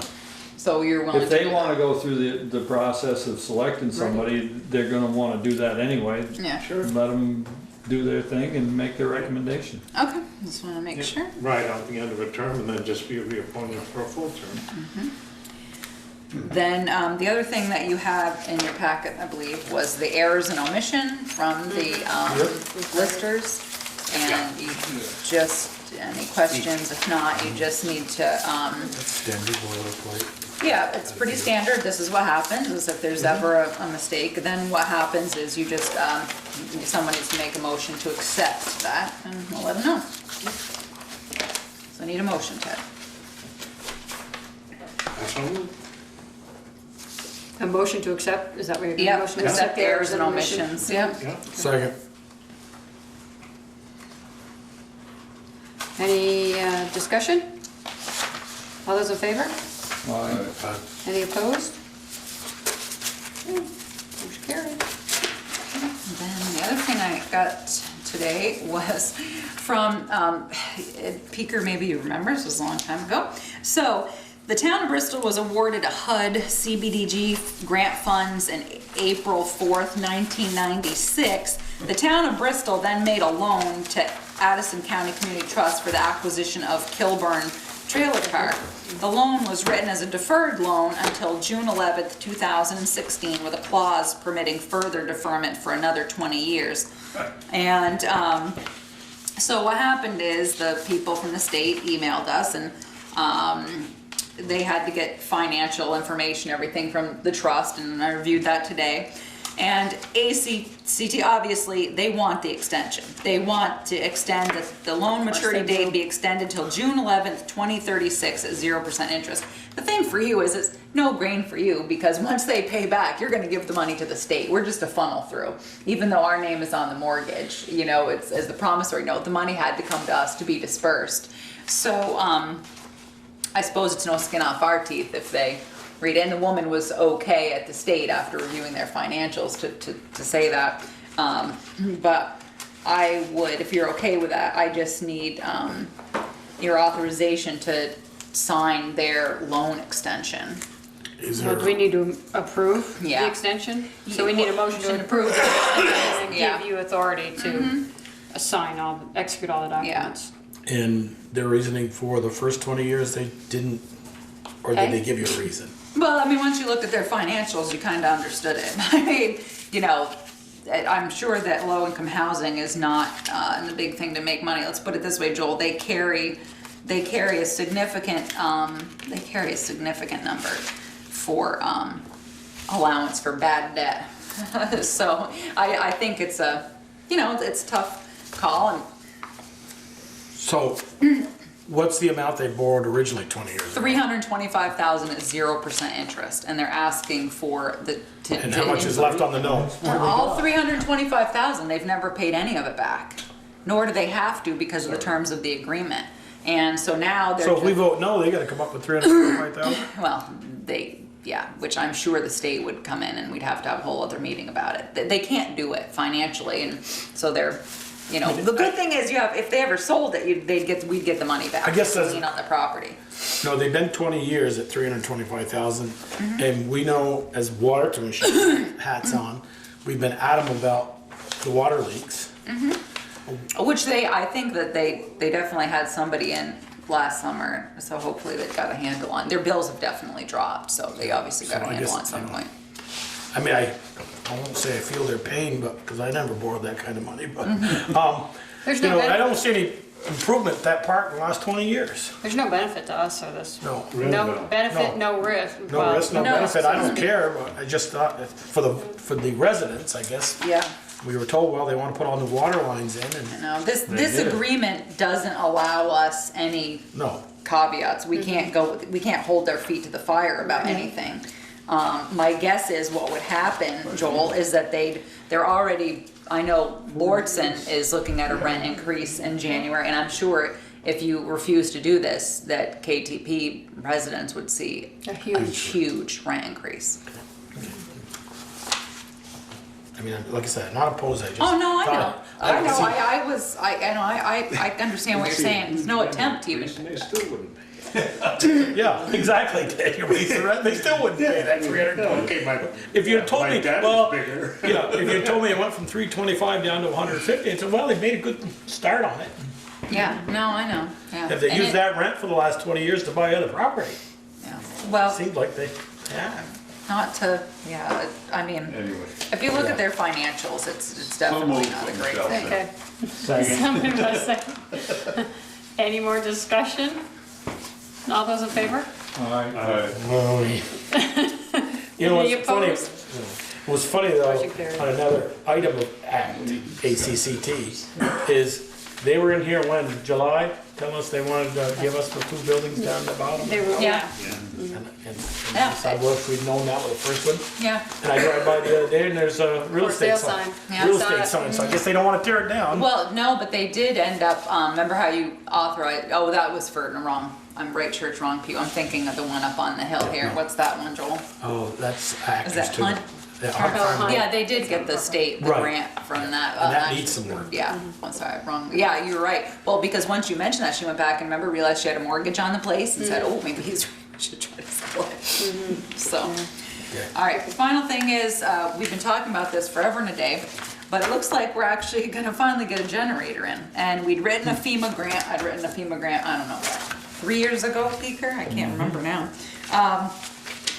Well, things have changed since then, of course, because we based it on, I'd worked with Jackman's and Eastview Electric and a few people, and Jackman's has since pulled out. And so we ended up receiving 2 bids, one from Brookfield Generator and one from Reliant Energy. And the low bidder was Brookfield Generator, and it's $17,165. It'd be an additional $795 for Jackman's to put the fuel lines in. The road crew will do the work as in kind, putting the pad in and all that. So, and it's a 30 kilowatt liquid cooled Generac generator, automatic with a standby with automatic transfer switch. So we're gonna be short $52.85, and we had money set aside for this in capital building, but then Eric came up with a good idea, and he talked to Jen, and you know, the flood relief money that we had, that grant, we've been spending some money out of it. There's a balance in there of $8,400, so we could actually take the balance of that. We could take the money for it out of that instead of out of capital building, which at this point is pretty much tapped out. what would that flood relief fund money go to? Remember, this was the one that Carol Wells and several people had raised a bunch of money after the flood of 04. Oh, thank you. Of '04, and I'd spoken to her about it, and we'd used some money to pay for working on updating our emergency preparedness procedures, etc. So one of the things that we needed was to put a generator in the hall. We are one of the Right. emergency locations. Right. So it would be. So it'd be Yeah, so it'd be Basically. 5,200 and it would make sense to take it out of there and it still leaves a little bit of money in there to work on updating the procedures, so it seemed like it was a better spend than capital building. I Seems just like need- it was earmarked for that sort Yeah, of thing. yeah, so we just need authorization to move forward with Brookfield Generator with the money coming from the The flood grant and relief the- grant. The grant and the flood The flood relief, the grant, yes, the FEMA grant, thank you, the and the FEMA. flood relief fund. It's a mouthful. Okay, somebody wanna make that motion? I so move. Somebody second? Second. Any discussion? I give a comment that I don't think if the people that originally gave that money knew what it was being used for, they would have given it. But nevertheless, it's so old now at this point, you might as well use it up. Yeah. She was the only one I knew of, so I reached out to her and asked her, Carol, because she was the only one that I knew of that had helped A raise lot of that people money. want to give them money to come up with $12,000. Yeah, no, I know, and so we were trying to go back, but it's hard when you know No, in you reports. can't, you can't. If it doesn't It's say who it is. Old money. Yeah, The- no, the I flood's agree. long Kinda like over. your money in your wallet, it's old money. I know. Just wanted to remind, Those floods Wait a minute, wait, going in. finish it. Sorry. All those in favor? Aye. Any opposed? Okay. reminder that if you can make it to the holiday gathering, that's this Wednesday, the 21st. I believe that Pam emailed all of you guys about that. And then one last question, it's kind of for Joel in a way. We're having the flooring here done, you know, we had it done not last year, but the year before, and as you can see, it really needs it. So we're having that done, part of it done on the 26th and the other part done on January 2nd. We kind of have to divide the building because we don't have a place to put all of our stuff. But one of the questions I had was, because this flooring is marmoleum and you can see how it gouges and always looks dirty, I'm wondering if it wouldn't make sense for us to put under this table and these chairs a rug that was like kind of rectangular, so that what you can see on the floor when you look down at these gouges, because this is a natural flooring. And so I'm wondering if that would help prolong the life of the floor if we An had area rug you want, yeah. an area a what? rug. Yeah, an area rug, just under it to stop that, because we've tried putting these Plastic. clip-on foam things Well, what and they about broke. the, either cork on the bottom or the little? Well, I'll show you, that's what we put on these. The little And you wallings can or whatever. see, we had to order these, and you can see that they're, pretty much all of them are missing. The felt just came off and they were really hard to get on, and they just, I think Bill maybe had ordered these and they're just not cutting it. So that part over isn't as bad, but it's just a tough flooring, because even if the road crew comes in and you have dirt on your yeah. feet, the rock or salt from your feet will actually gouge the floor. So, Summer dispatch, Bristol Fire by full response mutually into Lincoln. 478 River Road First Structure Fire. So, do you want to postpone your executive session and just call it? They got a driver? I don't know, it's two sitting there, three. Summer dispatch, Bristol Fire full response mutually into Lincoln number 478. If it wasn't a structure fire, it'd be right. First Structure Yeah. Fire. If you want, we can do the executive session next week. It doesn't have to happen tonight. Next week or 2 weeks? I mean, in 2 weeks. Okay, so you're gonna, okay, so you're gonna make a Motion motion to adjourn. adjourn? Okay.